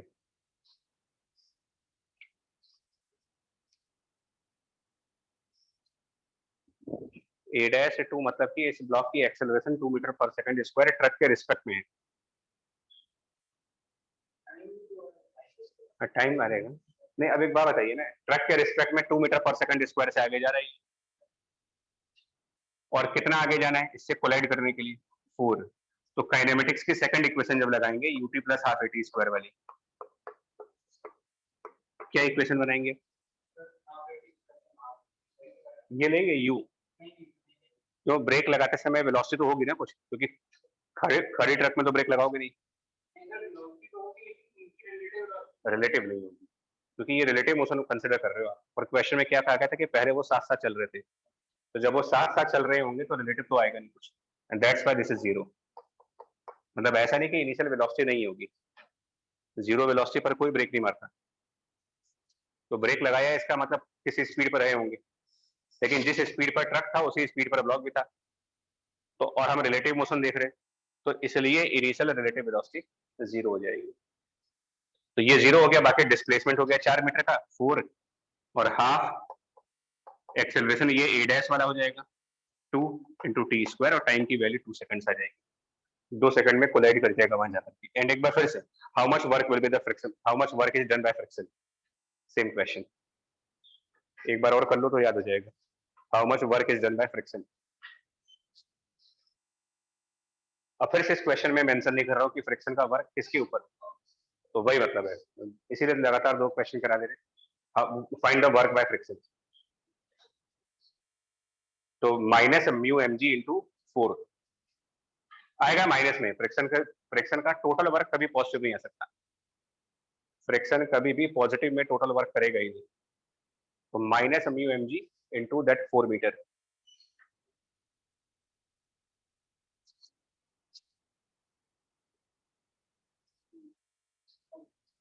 म्यू 0.3 हो गया। मास 2 किलोग्राम ले लीजिए, suppose mass is 2 kilogram, given that mass is 2 kilogram, 0.3 into 2 into g की वैल्यू 10 और 4, उतना करके आंसर आ जाएगा अपन माइनस में। Work by friction will be minus. तो बेल्ट के ऊपर ब्लॉक चले, ट्रक के ऊपर ब्लॉक चले, ट्रेन के ऊपर ब्लॉक चले, इन सबका आइडिया समझ में आ रहा है आपको? Motion on belt, motion on truck, motion on helicopter, वो भी ये सब क्या है? बेसिकली स्यूडो फोर्स के एग्जांपल्स हैं। लिफ्ट के अंदर का मोशन है, स्यूडो फोर्स लगाना है, मतलब ये आइडियाज हैं कि कहां पर स्यूडो फोर्स के क्वेश्चन होते हैं। ठीक है, तो इतना ही रखो, बाकी स्प्रिंग वाला आप कल स्टार्ट कर लेंगे।